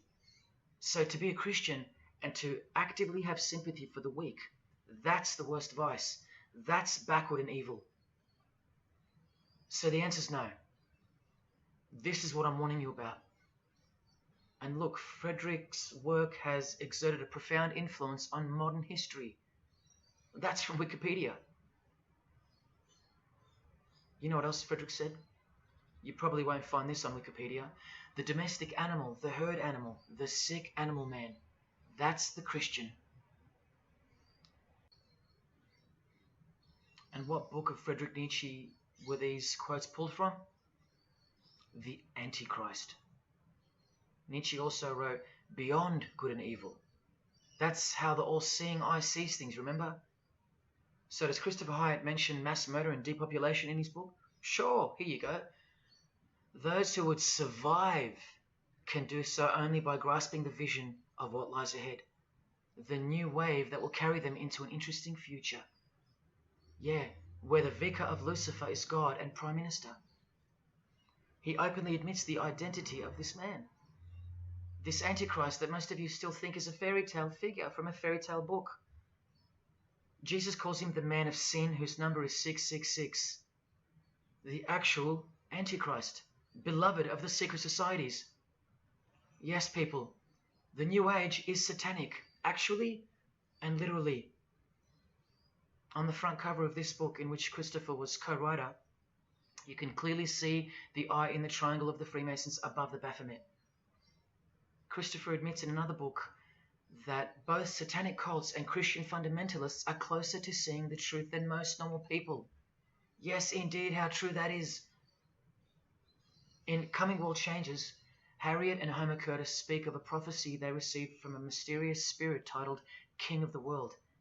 Now, I wonder who that could be. Think not that any country in this broad world can escape. And they also speak of the long-expected great teacher, the king of the new one-world government. The victors will remain as the seed of the new race to people the new land, for the new sixth great race. This is the race that Luciferian Lady Gaga referred to. All part of the plan. In Threshold to Tomorrow, New Age author Ruth Montgomery writes on page 206 that only those open to the reality of one world will be around to enjoy it. Sounds like another vague suggestion for mass murder. Vera Elder Stanley's book title implies much the same thing. Initiation of the world. That's right. It's coming. You think Vera hasn't been initiated into the secret one-eyed religion? What else has she authored? How about the finding of the third eye, the all-seeing eye? New Age author John Randolph Price writes in The Planetary Commission, in question and answer form, how do you define the Antichrist? The answer is pretty amazing. Any individual or group who denies the divinity of man as exemplified by Jesus Christ, the higher self of each individual, which Jesus Christ never exemplified because he is God. If you deny that mere men and women are divine gods, you are unfit for the glorious New Age kingdom. And you are the definition of Antichrist. In Practical Spirituality, he prepares his readers for a population drop of 2.5 billion people before the New Age era can begin. On page 32 of New Age author Barbara Marx Hubbard's book, Happy Birthday Planet Earth, she states that people will either change or die. That's the choice, she says. Notice the New Age has a new gospel, yet all the while, the world will be neglected of the information in the real Gospels, where it warns and predicts. For if someone comes and preaches another Jesus, not the Jesus whom we preached, or another gospel, you are most beautifully tolerant of them. In the Book of Knowledge, The Keys of Enoch, the writer has a quote-unquote direct experience with two spirits, Enoch and Metatron, and they share with the writer spiritually scientific teachings regarding the new system of things soon to be fully manifest. The reason this work is considered extra special amongst its readers is because it was the first book to point out the alignment between the Great Pyramid and the constellation of Orion. The first book ever. that's basically proof that these spirits, Enoch and Metatron, are the real deal. Not only that, it was also the first book to show the direct relationship between DNA coding and the divine name. That's pretty serious, and the atheists should be really waking up by now, because this is the world's most powerful and secret religion we're talking about, nothing less. The writer was told that those who govern the earth are those who have fallen from the heavens. He calls them the masters, and even states that they were punished with penalties that were assigned to each. These are the fallen angels of the Bible, people. These are the masters of the Masonic New Age, as proven here in one of the illustrations from the book. Same symbology. This worldwide catastrophe that is coming will bring about a complete reorganization of Earth's life system. And like all high-grade initiates of the secret societies, every attempt is made to bring positivity to the number of the Vicar of Lucifer. I was given instruction to use the specific light harmonics 666, 999, and 12, 12, 12. The spirits further inform the writer of the Keys of Enoch that the pattern 666 is used to identify you with respect to the Earth's vibration. The number of the beast of the Book of Revelation of Jesus Christ is not only being glorified, it's manifesting in the world. And from another illustration from the book, once again, the same image we see being used over and over with the eye on top of the pyramid. This is the secret religion that encompasses us and has been influencing us for decades upon decades. 2 to 3 centuries, in fact. Just like the Gospels explain, this is an absolute counterfeit of the truth. Christ is mentioned everywhere, but not Jesus Christ. No, this is the Antichrist spirit, who will eventually manifest and appear to the world as one man. Doesn't sound so mythical anymore when you see that the enemies of Jesus Christ and those behind the New World System, they use biblical terms. And Christ, to depict the antithesis, the anti of the real Christ, their Savior. And these spirits from the world we can't see are the ones who taught mankind the sick art of witchcraft. Look at who supplies this book online, sacredmagic.com. You know what magic really is and what it really entails now. So once again, you can see the connection, the relationship. If you still think that this phrase, New World Order, is a conspiracy theory, you're suffering from a medical condition. On the Lucis Trust website, the consultants to the European Union, you find the statement that the New World servers are occupied with the task of inaugurating the New World Order. In the same article, this shocking admission is made. 2/3 of humanity will stand upon the path at the close of this age, and with that, 1/3 will die, or to put it surreptitiously, will be held over for later unfoldment. That's the Lucis Trust. The word Lucis being the replacement for the word Lucifer, who works hand in hand with the EU, the European Union, stating that 2.5 billion human beings are planned to be killed off. All predicted by Jesus, and only Jesus. And if you still think I'm joking or misleading you about what these people are and what they plan to do, here's a book written by the founder of the Lucis Trust, the Freemason Alice Bailey, Education in the New Age, where she, educates you about mass population reduction. When a form proves inadequate or too diseased or too crippled for the expression of that purpose, it is, from the point of view of the hierarchy, no disaster when that form has to go. Death is not a disaster to be feared. The work of the destroyer is not really cruel or undesirable. Do you see? Did you hear that? Through the all-seeing eye of Lucifer, the destroyer, for the purpose of the new world, death and mass murder isn't evil, it's good. And Alice Bailey in The Labors of Hercules also tries to re-educate us and protect that God-forsaken number, predicted in the Gospels to be associated with evil. The number of the physical plane activity is called the number of the beast. This idea seems to have a horrible fascination with many, but what it really means is that Virgo is the symbol of triplicity, 6 on the physical plane, 6 on the emotional plane, and 6 on the mental plane. not 666 at all. And one more time, from the consultants to the European Union, from their website Lucis Trust, to prove to you that these people are all working toward and waiting for the world leader.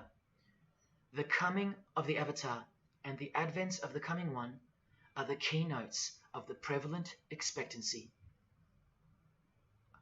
After everything I've shown you, are you going to ignore this? Or worse, are you going to trust these people, of whom were predicted to this very condemnation 2,000 years ago? Right down to a one-world system, depopulation, and to the man who will carry the number 666, and with it, implement a new system in which you won't be able to buy or sell unless you receive a mark in your hand or forehead. And what's just been announced by Business Insider? Cashless society. Due to this, by 2024. This is the manufactured trend for the world. And you better believe it's fulfilling biblical prophecy.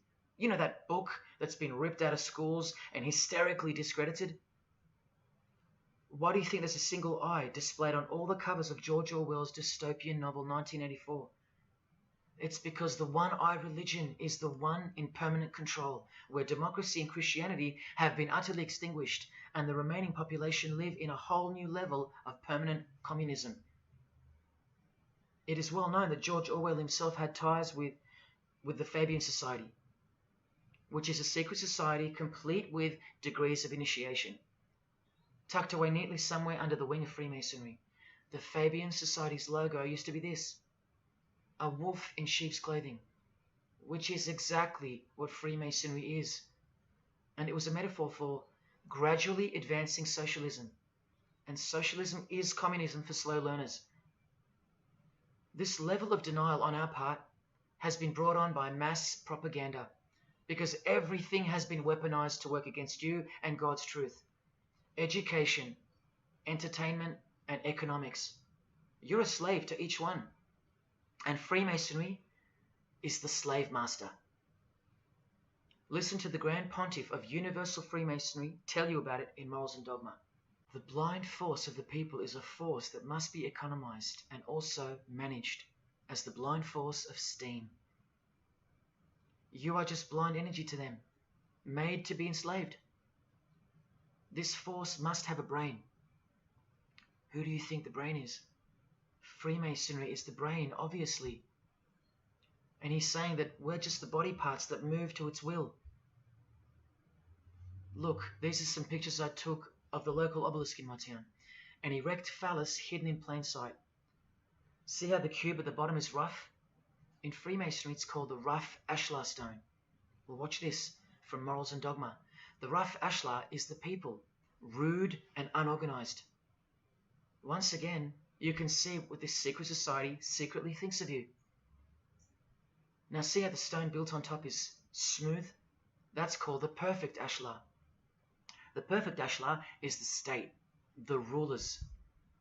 Yeah, the one-eye sex cult of Freemasonry, which hides its master, Satanism. Now, where is this brain taking us? Remember, this guy is the general who fought against the United States forces to uphold the institution of slavery.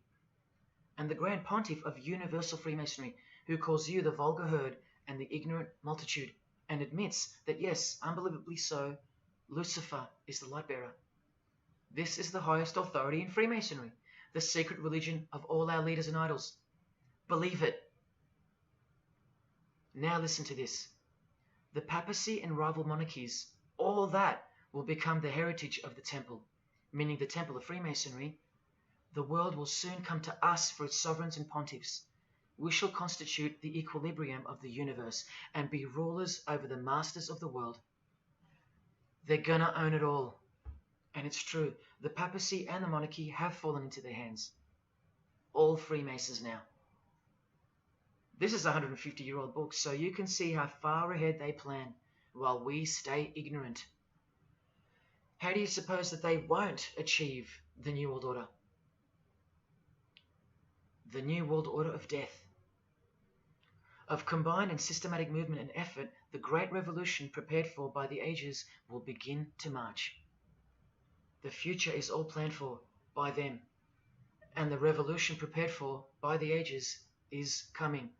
And it'll look like a natural occurring event, just as current events seem natural.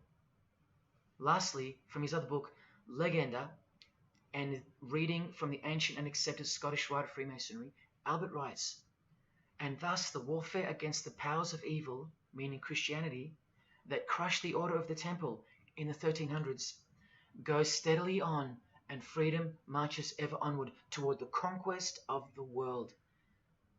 The conquest of the world, guys. And this is their method. Ingenious as it is, the double-headed eagle, the left and right paradigm.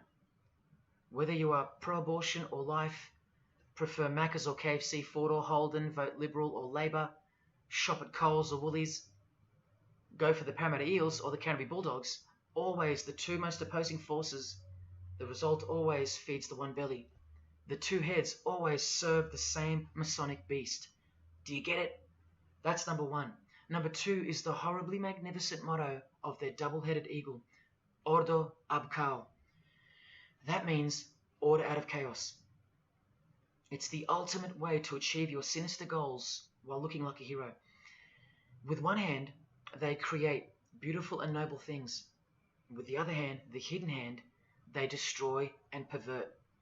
Then the helping hand comes back in to save or fix things again, alternating from one to the other, while nudging toward a predetermined goal, until finally reaching that goal that's set in mind in the first place.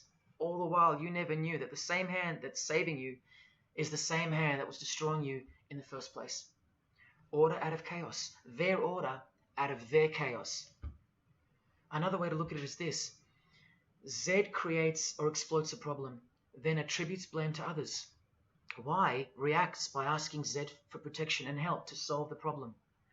Z offers the solution that was planned for by them long before the crisis occurred. Ordo ab chaos, order out of chaos. Now you can change Z and Y to suit any scenario. For example, your best friend who wants to sleep with you creates or exploits a problem, then attributes blame to others. You react by asking your best friend who wants to sleep with you for protection and help to solve the problem. Your best friend who wants to sleep with you offers the solution that was planned by them long before the crisis occurred. Each time your best friend gets closer and closer to you until eventually they're in your bed. How about your employee creates or exploits a problem, then attributes blame to others? The employer reacts by asking the employee for help to solve the problem. The employee offers the solution that was planned by them long before the crisis occurred. The employee eventually gets the promotion. But this is the way I really want to put it. The government creates or exploits a problem, then attributes blame to others. The population reacts by asking the government for protection and help to solve the problem. The government offers the solution that was planned by them long before the crisis even occurred. This is how the Great Revolution, prepared for by the ages by the Freemasons, will begin. So who's going to warn you? Even modern Christianity is steered by Freemasonry. Hillsong won't warn the sheep about Freemasonry and the One World Government. What, the Hillsong senior pastor who wrote these books and lives here? No chance. Did modern day Christian heroes like Billy Graham warn you about Freemasonry? Well, no, because here he is giving the Master Mason grip to other Christian giants like Paul and Jan Crouch, all Freemasons. Here he gives the same third-degree handshake to former President Harry Truman, and here to a Muslim Freemason. Billy is listed as a Freemason in the 33rd degree Albert Mackey's History of Freemasonry by the publisher on the inside flap. Billy's son, Franklin Graham, also won't ever expose Freemasonry because he's too busy eating at Voodoo Donuts, where they sell these donuts and these pentagram donuts. More Christian heavyweights like John Hagee or Hagee throwing up the devil's horns. He'll never preach against Freemasonry. Neither will all these world-famous pastors throwing up the devil's horns. The very popular Ray Comfort even stated that he wasn't a Freemason. Well, here he is, giving a perfect Masonic handshake with pastoral giant Joyce Meyer. Do either of them expose Freemasonry, or the fact that it's the driving force behind the One World Government, all predicted by Jesus? Of course not. What about Christian radio or the Christian music scene? No, not a single word of warning whatsoever regarding the satanic church that lives and breathes all around us. Freemasons like Bono, wearing the Christian name tag, his whole band of Freemasons. Bono too should know better than anyone that a one world government is a trap as foretold in the Bible. But Bono supports it. Oh yeah, he works for it. Just like the Masonic Pope does.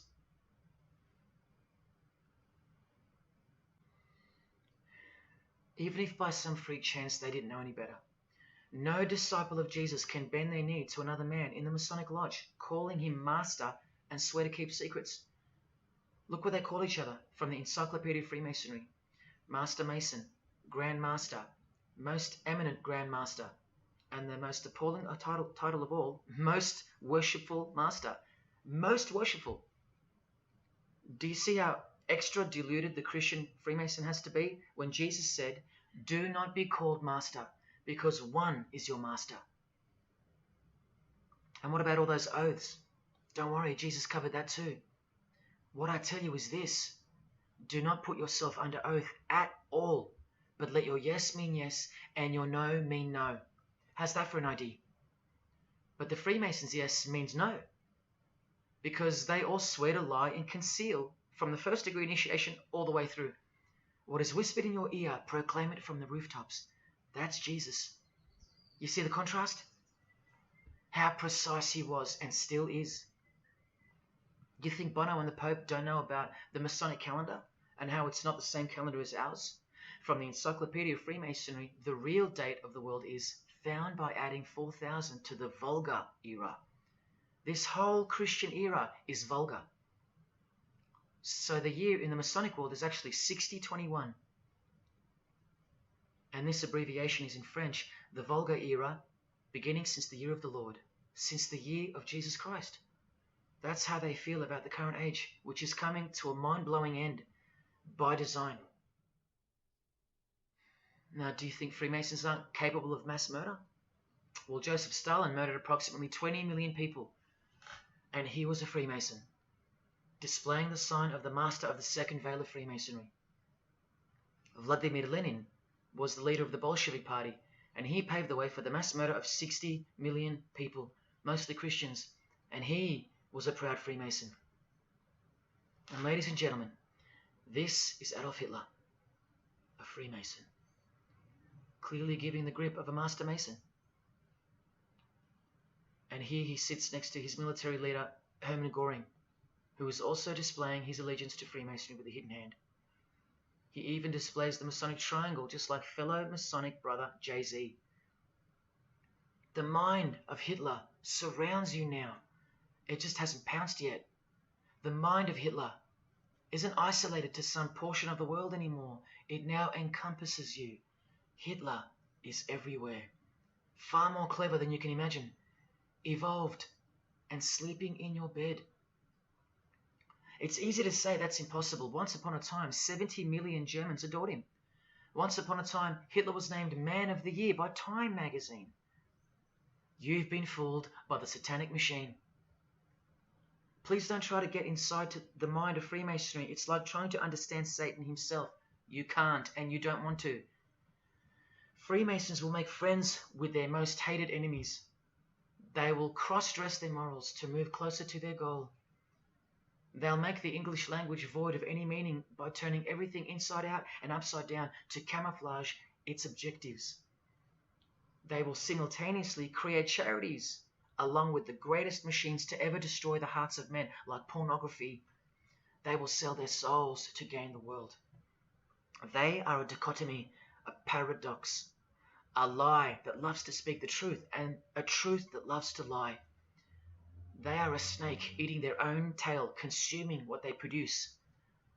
Freemasonry is hell dressed as heaven, death dressed as life. Its God is an angel of darkness dressed as an angel of light, and 90% of its membership is a shield, lost in its symbolism. Freemasonry has become the ally and the opposition. Who are the biggest voices on so-called climate change in recent years? Which is more order out of chaos? Al Gore, a Freemason, and Greta Thunberg. From a Jesus-hating, secret society family. Freemason and former Russian President Mikhail Gorbachev said this in 1996. Yes, the whole world is under the control of the evil one, like the Gospels say. Freemasonry controls the opposition, with the most popular conspiracy theorists Alex Jones and David Icke both banned, yet both secretly Freemasons, who will lead you in every direction except into the arms of the ultimate power of the Gospels. Every noteworthy religion is comfortably caught in the Masonic net because they all stem from a lie. Here's the Dalai Lama with a bunch of Freemasons. He just loves hanging out with famous people. Here he's throwing up the devil's horns with Freemason Gene Simmons. But there's no way the Dalai Lama can be a Freemason, right? Well, here he is displaying the hidden hand of the Freemasons next to George W. Bush, a fellow brother. That's right, the Dalai Lama is a Freemason, under an oath of silence and sworn to secrecy. Are you going to wake up now? Here he is with his students in his temple. And what's behind him? This symbol. Can you see? The pyramid with the emanating eye on top, symbolized by a sun, which you know now is the phallus of the god of this world, shooting forth his generative light, his mystical sperm that gives life, and whose one eye transcends good and evil, both of which are just illusions of the mind. Understanding this comes by initiations, and yes, tantric initiations are used in Tibetan Buddhism. Gerald York was the Dalai Lama's emissary, his personal representative to the West, and he was personal friends with 33rd degree Freemason and Satanist Aleister Crowley, who wrote 20 essays named Aleister Crowley, The Golden Dawn, and Buddhism. And he also served as a consultant to the movie Lucifer Rising, the Dalai Lama's representative. See how the eye can also be represented by the sun, caught behind the moon in this movie poster. That's just like the Dalai Lama's logo. And here's a scene from the movie with the Masonic square and compass hidden in plain sight. Look at the symbol of Buddhism, and look at the floor inside every Masonic lodge, symbolizing opposites and equilibrium, which creates life, and where evil is not what it seems, it's necessary. Why do you think the New Age author Christopher Hyatt, who writes that the Grand Vicar of Lord Lucifer is soon to be crowned Prime Minister of the world, notes in that same book his appreciation of Nietzsche, the man who states that the Christian is the sick animal man, the Zohar, which is witchcraft, and Buddha. These are the people he appreciates. Why does he lump Buddha into the same basket? I'll tell you why right now. Because in his highest manifestation, the Buddha, seeing the illusionary world through the all-seeing eye, his third eye, would not interrupt a rape if he happened to walk by, so as to stay detached from the karmic cycle. Whereas Jesus, knowing everything and more than the Buddha, would sacrifice himself, because he was born to destroy evil, not transcend it. So tell me, who would you rather have walk by if you were being raped? A transcendental meditator or Jesus Christ? Whatever you think of me, you will have to reconcile the fact that all the leaders of the world, from Scott Morrison to the Dalai Lama, belong to the very same secret society as Adolf Hitler did, Freemasonry. The secret religion no one speaks about, for good reason, and by good I mean very, very evil. What do you think is going on here? I've told you almost exactly what's going on. We're in a lot of trouble, because in the land of the blind, the one-eyed man is king, and Hitler, Stalin, and Lenin combined will be child's play compared to what's just ahead. Now here's a point-blank picture of the future and the reality of their most brutal truth from the 33rd degree Freemason Aleister Crowley's The Book of the Law. We have nothing but the outcast and the unfit. Let them die in their misery.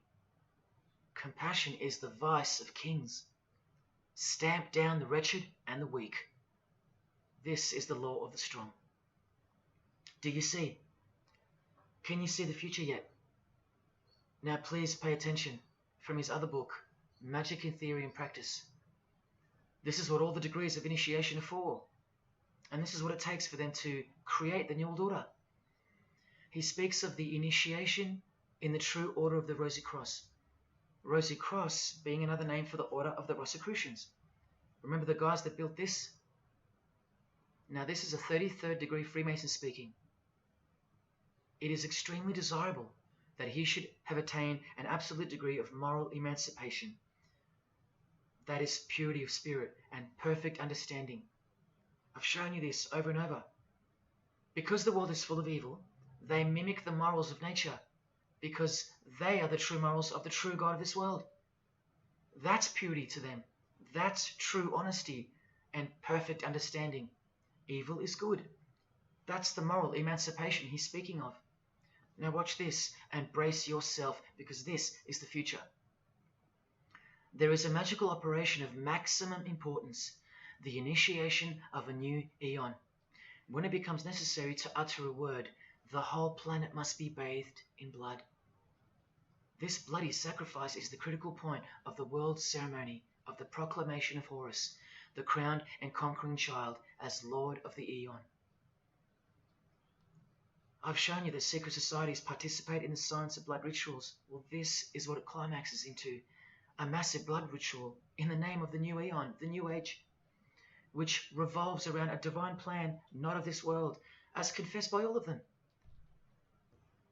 You are not who you think you are. You are not where you think you are. Do you see it? Can you fathom? And what blood means in this world? So much more than what you may have known before now. Blood sacrifice is of the utmost importance. It's what the beings in the other realm require, desire. We can't fully understand it. But do you see how the blood sacrifice of Jesus Christ takes on a whole new meaning now? A very real meaning. And guess what? Because of it, the good guy really does win in the end. You either fall under the blood of the world or under the blood of him. There is no middle ground. Blood is like the monetary currency of the spirits. And that's how God bought us back from the legal ownership of the ruler of this world with blood, his own blood. Now you can begin to understand why they hate him so much. Because that's why he was born into the world of flesh, to produce blood of his very own. Not by means of perishable things were you set free once and for all, by the payment of ransom money, but by costly blood, by the one who was visibly manifested at the closing years of the times, for your sake. That is the truth. Do you think it's just a coincidence that this is the last age before the long planned for new order of the ages? That's ages, plural. That means forever. That's the plan. That's why the Gospels say that he was visibly manifested at the closing years of the times, at the end of this last age. In the book 1984, George Orwell told us, if you want a vision of the future, imagine a boot stamping on a human face forever. I've shown you that this so-called new age is in actuality a new satanic age. And it's not really new at all. It's very old indeed, it's ancient. But like I said, its progress was derailed by the appearance of Jesus on the human scene. Now I'll prove to you that the New Age is an old religion. Novus Ordo Seclorum is part of a quotation taken from the Roman pagan philosopher Virgil's fourth eclogue, which was borrowed by him from the Sibylline records, which were ancient prophecies delivered by an oracle through witchcraft or divination. That's where the phrase Novus Ordo Seclorum comes from. Now look at what the full phrase actually says. A mighty order of ages is born anew. Both the prophetic virgin and Saturnian kingdoms now return. Now a new progeny is led down from the lofty heavens. Favor, chaste Lucina, the boy soon to be born, in whom the Iron Age shall come to an end, and the Golden One shall arise in the whole earth. We've just been told that the New Age is a Saturnian kingdom, which returns. So it's been here before. Next we see that a new progeny, meaning a new seed, a new race. There's that race again, is coming to earth. And that a boy will be born, who will bring the Iron Age, which is the age we're currently in, to an end. And that the Golden Age, the New Age about to begin, will again arise over the whole world. Now, what is the Saturnian kingdom?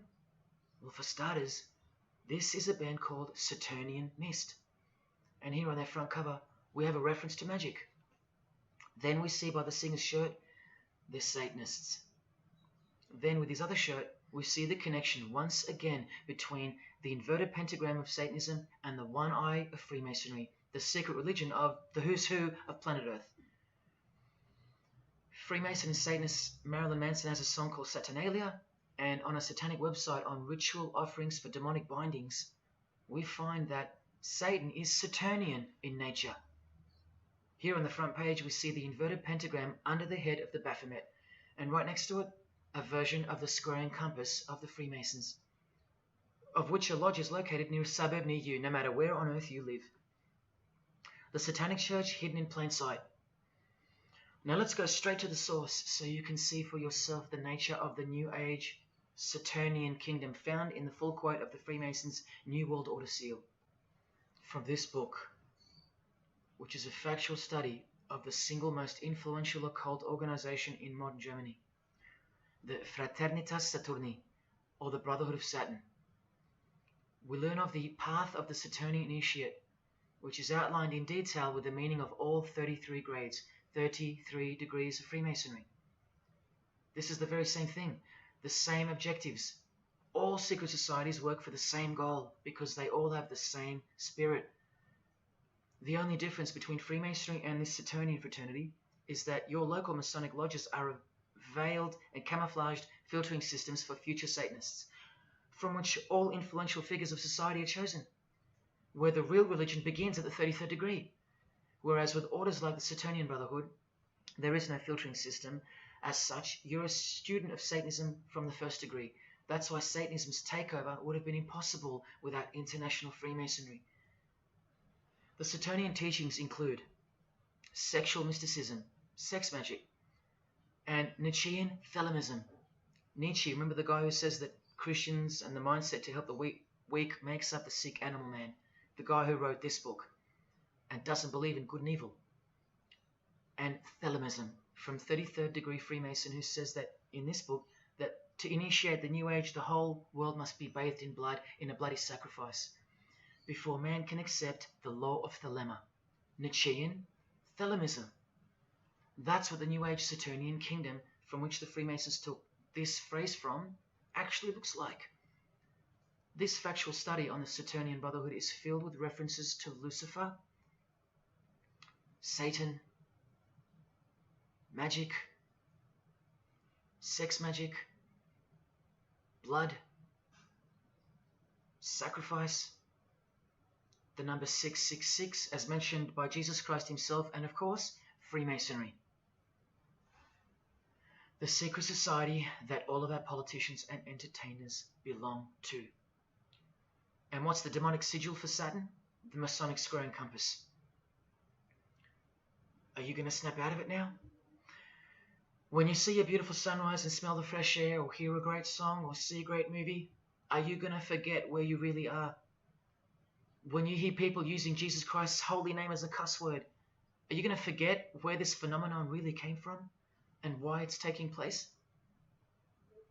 Now that you've seen how actual and bona fide the reality of 666 is from their own mouths and symbols, let me show you where else it's revealed. Do you see these Roman numeral numbers down here? They add up to 1776, the year that America officially became the country we know of today.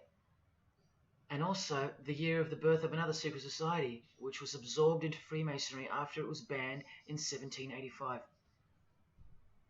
But look, the base numbers. M is 1,000, C is 100, and X is 10. All you have to do is subtract the base numbers. 1776 minus 1,000 minus 100 minus 10. Or simply remove the Roman numerals which represent the base numbers. No, I'm not playing tricks on you. Neither are your eyes. But someone else is. Now that you've seen the prevalence and seriousness of this horrid number, now that you've seen what you've seen, I can show you where else it appears. this figure is represented by the numbers. To make this work, they had to remove the number 1 altogether and separate the 2. Of course, we'd be too dumb to pick up on it.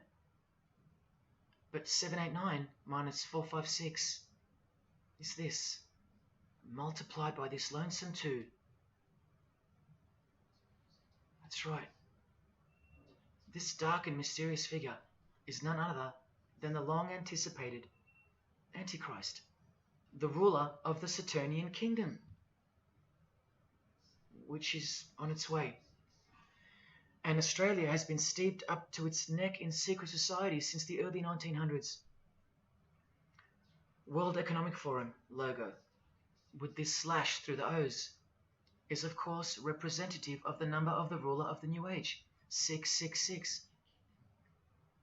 The barcode is the primitive version of the worldwide system that Jesus predicted would revolve around the number of the beast. And as you can see, the base of every single barcode in all the world is 666. No matter if the lines are on the ends and in the middle are elongated or not. I found that out from the horse's mouth in an interview with the man who was commissioned by IBM to come up with a new way to automate data collection. There are in fact 3 6s in the Google logo, which comes from this occult symbol. Coincidence? And he found in a Masonic lodge the square and compass symbol appears in the middle of a hexagram, which is a symbol used in the royal art of Freemasonry, witchcraft, as shown in this book. Well, among other things, the hexagram itself can be broken down to quite clearly represent 666. This is a Masonic square and compass designed by the Manal Masonic Lodge, symbolizing world unity. Up the top you find the logo of the United Nations. Well, there are 33 segments in the UN logo, symbolizing the 33 degrees of Freemasonry. See this crop circle here with the Masonic eye on top of the pyramid? I know nothing about crop circles and the phenomenon of them, but I know how many rays are coming off the eye. 33. 33 degrees of Freemasonry. Don't forget that the highest authority of Freemasonry already admitted to be the designers of the pyramidal seal in a 1962 edition of their magazine, The New Age. I've shown you how the inverted pentagram makes for the spelling of the word Mason in the same seal. Well, that same pentagram with the elongated top horns appears here in a European Union logo. An inverted satanic pentagram right in front of our eyes. Here's the European Union building architecturally mimicking the Tower of Babel. That was the very same tower that the God of the Bible destroyed thousands of years ago, according to the Bible, when Nimrod, one of the admitted founders of the original craft of Freemasonry, tried to unite the world under one world government. So this logo and this building design is a clear statement to the God who intervened the first attempt at a world government. This is England's Secret Service logo for MI5 with the word intelligence being symbolized by the eye of Lucifer, who was viewed as the most intelligent entity in existence by the secret societies. And this is the symbol for the Information Awareness Office. You know exactly who's in control, and now you know exactly what they want, and they will get it. In a 1962 article written by former US President and Freemason's wife, Edith Roosevelt, in the New Hampshire News, and speaking of the spiritual counterpart building for the United Nations, called the Temple of Understanding, she writes that the symbolism planned for the building dates back to the black magic practiced by the high priests of ancient Egypt, and that the building will contain a giant eye. You don't have to wonder why now, because you know why. This clothing designer is fully aware that the one-eye symbol is synonymous with Satan and hatred of Jesus. Does this movie poster make any more sense to you now? Well, are you ready for the second biggest shock of all? Whatever you think of what you're about to see, please come see me on the other side of this so I can show you something. This clip only goes for a few minutes. And keep in mind, the only reason I'm showing you this to you is because the writer and director of the preview of this movie-style documentary was murdered, along with his wife and his little daughter and his dog, all before the production could begin.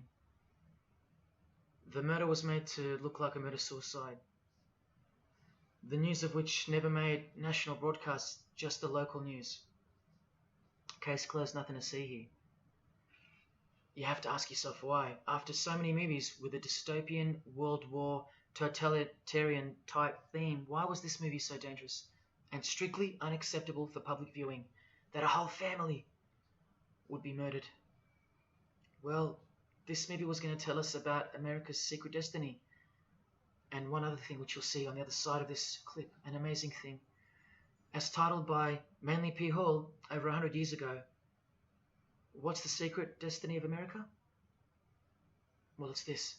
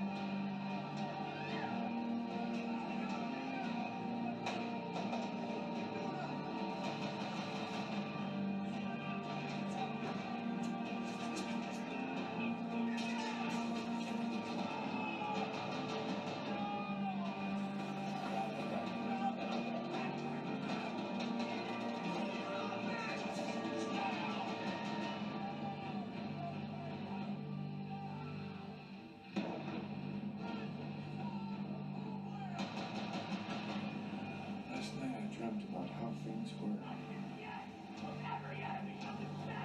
I woke up here.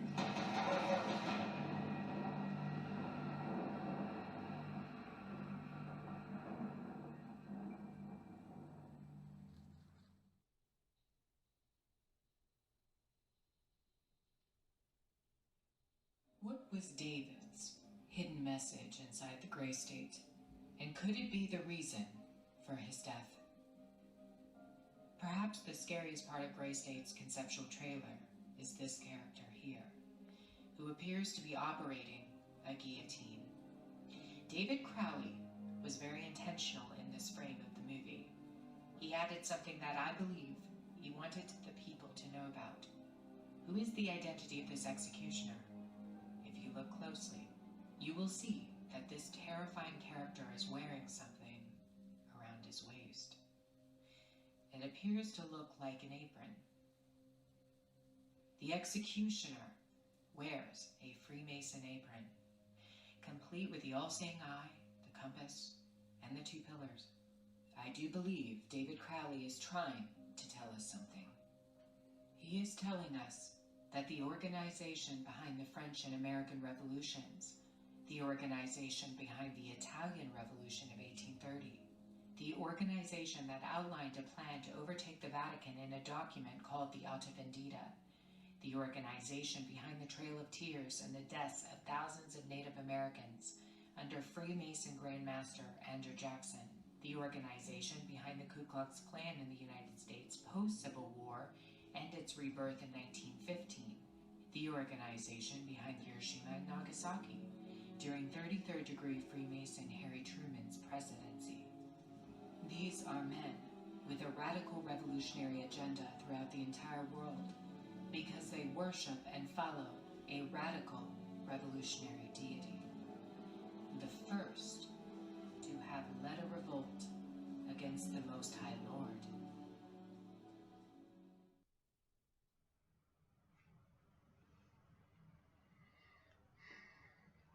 When I was in high school, coming from a completely non-Christian and non-religious family or background, I distinctly remember the first time that I decided that the Bible, or the New Testament, to be more precise, was definitely not true. Made up, fairy tale, whatever. It was one verse, one scripture that to me at the time proved unequivocally that it wasn't written for our time. A prophecy that was impossible to be fulfilled. Here's the verse. And I saw thrones, and they sat upon them, and authority to administer justice was given them. And I saw the souls of those who had been beheaded, because of the testimony they bore of Jesus, and because of the word of God. No way could guillotines be introduced as a form of execution in the 21st century, right? No way. Proof that the Bible was a prehistoric book written for prehistoric people. And this is long before he woke me up on a midnight highway to spare my life from a high-speed collision into a concrete wall.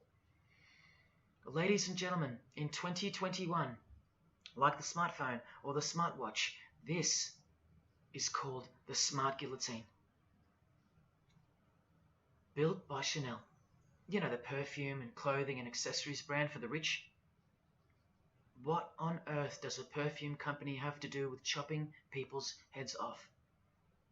Well, I thought I told you that all of this is just the tip of the iceberg. I wonder who really owns Chanel. Well, here's their logo, and there is an eye in the design. And have you seen their drip design? How odd.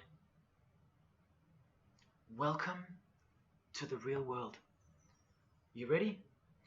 This is from a legislation archive from the Georgia House of Representatives in the 1995-96 sessions. This is Bill HB 1274 on the death penalty, guillotine provisions.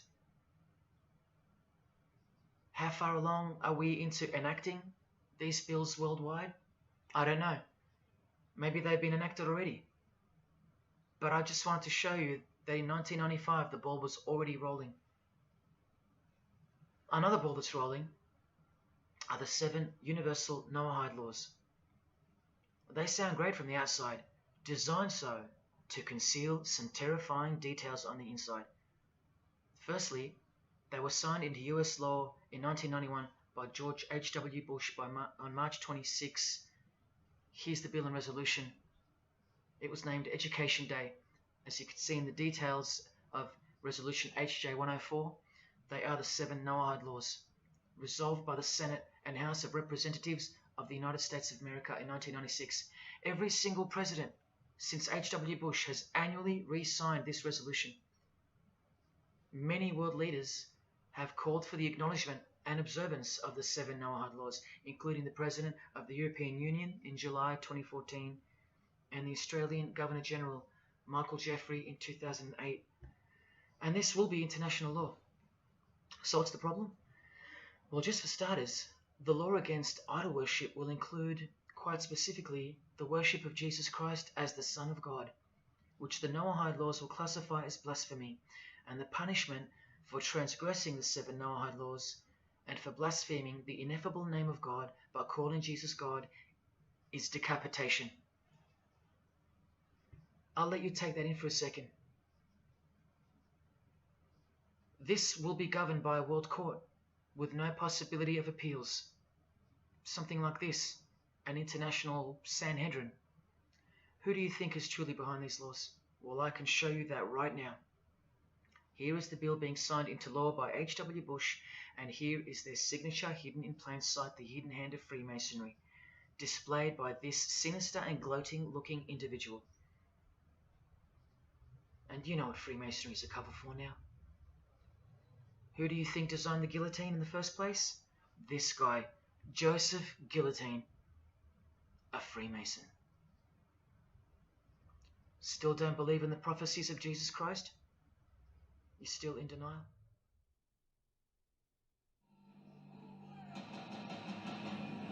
Last night I dreamt about how things were.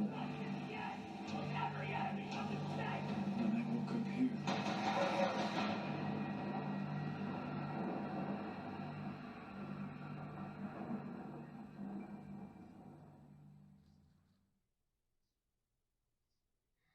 Well, that's why the director was murdered. And his wife, daughter, and dog. I think of them often, and sometimes when I need spiritual sobering up, I think of that fateful and evil night where that beautiful Christian family were brutally eliminated. If you think he wasn't onto something, well, he paid the greatest price to share this with you. Prophecy will be fulfilled. Listen to the words that come right after the execution by guillotine scripture in the Gospels. And I saw those who were such that they did not worship the beast, nor his image, and did not receive his mark of identification upon their forehead and hand. Remember this mark in the video? I'm not saying that the director knew what the mark would be, but based on the symbology, he knew who would be behind it. Look at the triangular symbol of the Freemasons. The Masonic triangle around the eye, and the Brotherhood of Saturn. Now look at the front cover of the book written by New Age author Maurice Nicoll. The mark. Same symbol. Identical to the symbol used by J.K. Rowling, who said its design was inspired by the Freemasons. Who has this tattoo, which represents the Baphomet. Well, Solve Coagula is the process in which they will bring this New World system to life. It's identical to the Masonic motto of order out of chaos. Solve means dissolve or destroy, and coagula means to bring the elements back together into a new and higher form, a new and higher system. Jesus described it as the beast system, and one way or another, we will be marked as a form of identification in order to participate. But first, chaos must ensue. A deep Masonic truth, which is mostly true anyway, is that destruction precedes construction.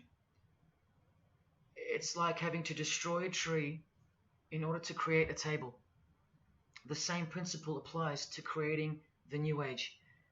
That's why I know that the process which involves the creation of a new system must involve the destruction of this one. Now, this is the last referenced work I'm going to use to show you who will be the head of that system, that one world government.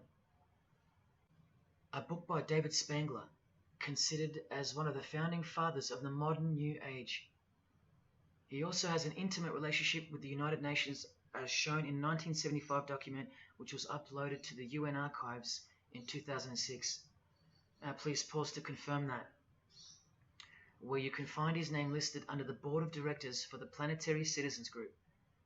In his book, Reflections on the Christ, David Spangler, remember, one of the founding fathers of the New Age and a member of the Board of Directors in a United Nations sanctioned program, repeatedly upholds and honors the entity known as Lucifer. He tells us all about what is required to step into the New Age. Well, mainly, what's required is a new understanding of the angel Lucifer. He writes that when this great project of evolution began, man went forth as consciousness to learn his divinity, and Lucifer went with him. It is important to see that Lucifer, described as an angel, a being, a great and mighty planetary consciousness. He says that, just like in Halloween and trick or treat, if the person offers a treat to Lucifer who knocks on his door And the person says to Lucifer, "Come in, and I will give to you the treat of my love and understanding, and I will uplift you in the light and presence of the Christ." Christ meaning my outflow. Then Lucifer becomes that being who carries the ultimate treat, the light of wisdom. Lucifer represents experience. Lucifer is literally the angel of experience. The Luciferic element becomes the true revealer of light, the angel of light. The light that reveals to us the path to the Christ comes from Lucifer. The Christ that he refers to obviously is the Antichrist spirit, who will eventually manifest on earth as one man. But for some odd reason on page 60 he feels compelled to clarify that he was only joking once when he said maybe to enter the New Age we all need to take a Luciferic initiation. Well, that's definitely no joke.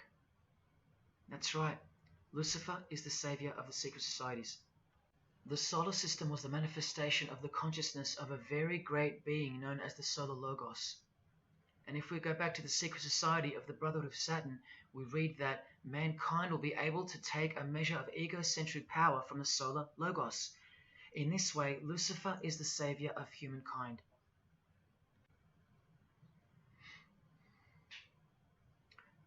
Do you see who you're dealing with? These are the people above you, the rich, powerful, influential, overflowing in all areas of those who are steering society, and they're about to reach their destination. Who showed you? Who told you? Who warned you? Jesus Christ did. Oh, those pesky Christians. In the animation flushed away, the villain Toad conspires to genocide all the rats in the Silver World and replace them with a superior species, a new species. No one is aware except for this one rat who's briefly seen in the beginning. He's a Christian rat, a nut job, carrying around a plaque, as some real-life Christians used to, warning everyone of the impending doom that is upon them.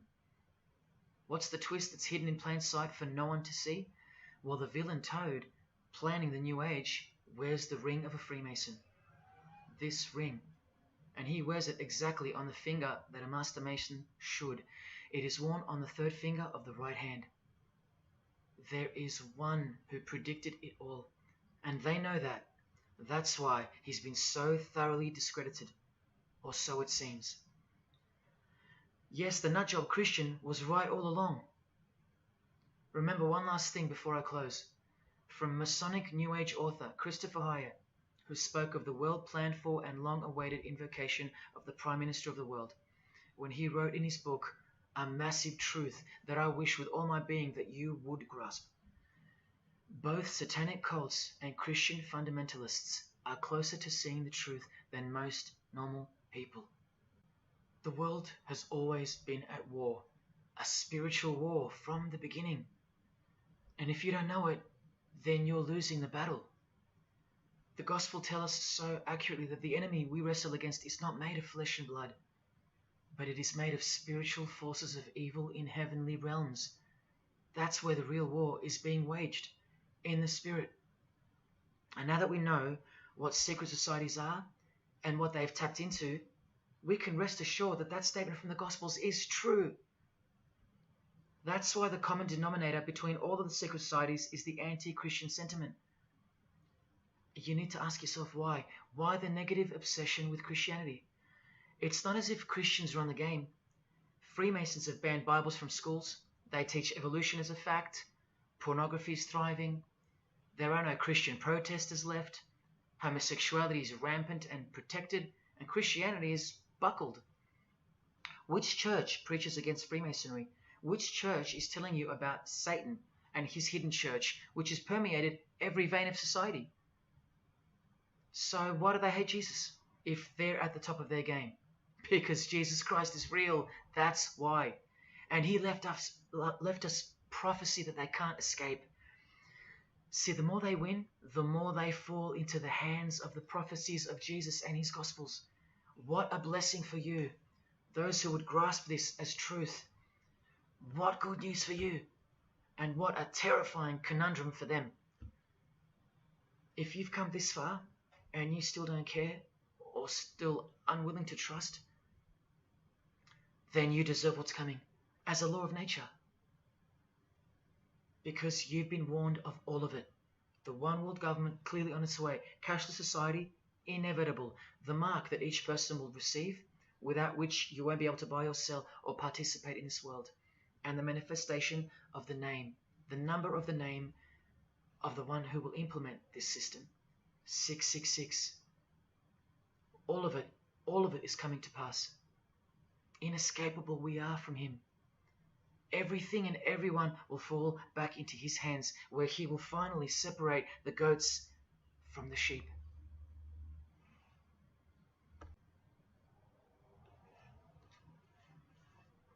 Now watch the Bible destroy Freemasonry like no other book in 2 minutes.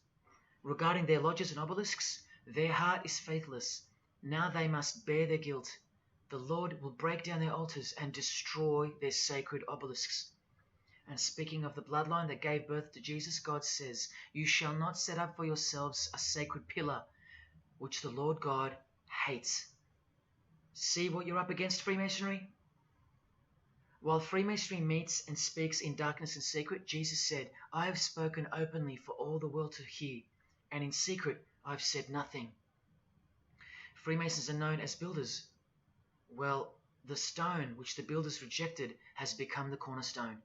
Everyone who falls on that stone will be dashed to pieces. Anyone on whom it falls will be crushed. Every Masonic lodge is built so that all the members face the east. Who are these men with their backs toward the temple, facing the east and worshipping the sun? It is detestable. Freemasonry does evil in secret with their hidden hand, but they blow a trumpet over the hand that does good. But Jesus says, when you give to the needy, do not let your left hand know what your right is doing. Your good deed must be in secret, and your Father who sees what is done in secret will reward you. You can't become a Mason if you're broke, blind, maimed, or have a criminal record. Jesus said, but when you give a banquet, invite the poor, the crippled, the lame, the blind. Freemasonry takes pride in its secret rituals and is hungry to rule the world. The Gospels say that their destiny is destruction. They make appetite their God. They take pride in what should bring shame. Their minds are set on earthly things. Freemasonry believes that the light is but darkness visible. The Bible says, woe to those who call evil good and good evil, who put darkness for light. And Jesus further said, if therefore the light which is in you be darkness, how great a darkness that would be. Freemasons spend their whole lives taking gruesome oaths of secrecy. Jesus said, but above all things, my brethren, stop the practice of putting yourselves under oath. Freemasonry is built upon a hierarchical system, a pyramidal system. Jesus said, for everyone who exalts themselves will be humbled, and whoever humbles themselves will be exalted. We could go on, but we're going to end on this one. Exclusively written for the practices in the lodge room of political Freemasonry. A troublemaker and a villain who goes about with a corrupt mouth, who winks with his eye, signals with his feet, and teaches with his fingers, who plots evil with deceit in his heart. He always stirs up conflict. Therefore, the disaster will overtake him. He will suddenly be destroyed. That is Freemasonry through and through. And apart from the man in the mirror, prior to your baptism of the Holy Spirit, Freemasonry is the villain. They do go about with a corrupt mouth as they are sworn to secrecy. They do proverbially wink with the eye, making the one eye. They most certainly signal with their feet and teach with their hands and fingers. In the lodge, I can vouch. And they do plot evil, stir up conflict, in order to further their goal of the New Age and the New World Order, the greatest conflict being up ahead. But thank God Almighty above, the verse also tells us that disaster will overtake them, and they will be destroyed. One frightful and glorious day, you can count on that. Because the only thing you can count on in this world, more than death, more than taxes, is the Son of God.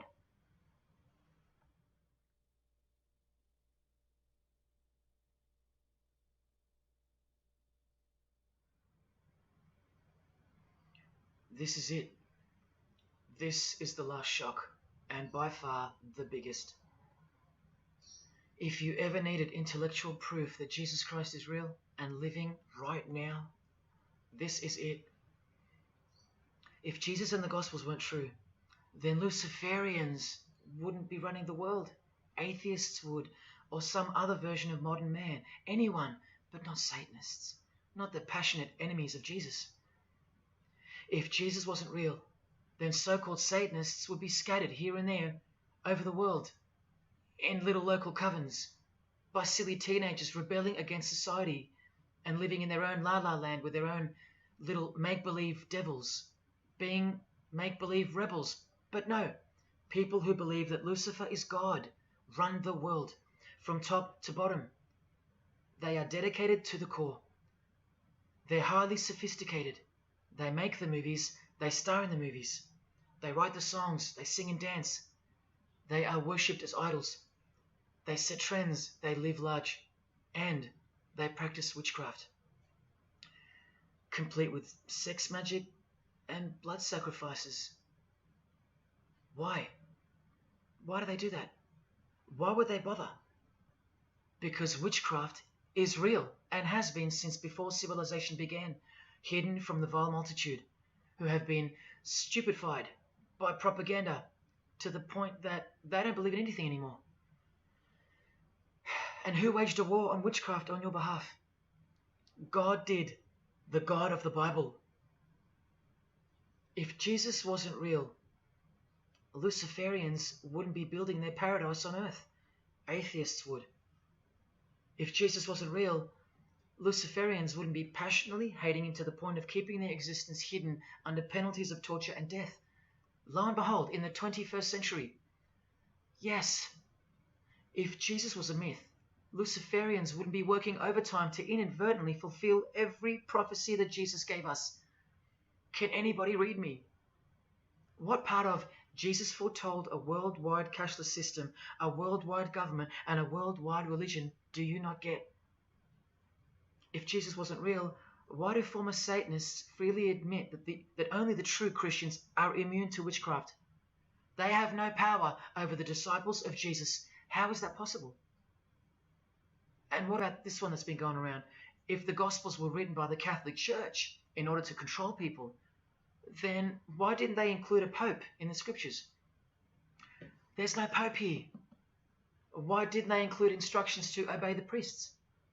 There's no priests in the New Testament, except for God himself and all his disciples. We're all priests. If the Gospels were an invention of the Catholic Church, why does Jesus say to call no man Father except your Father in heaven? Yet every priest holds the title of Father. If the Gospels were an invention of the Catholic Church to control people, why were only priests allowed to own a Bible and not the common people?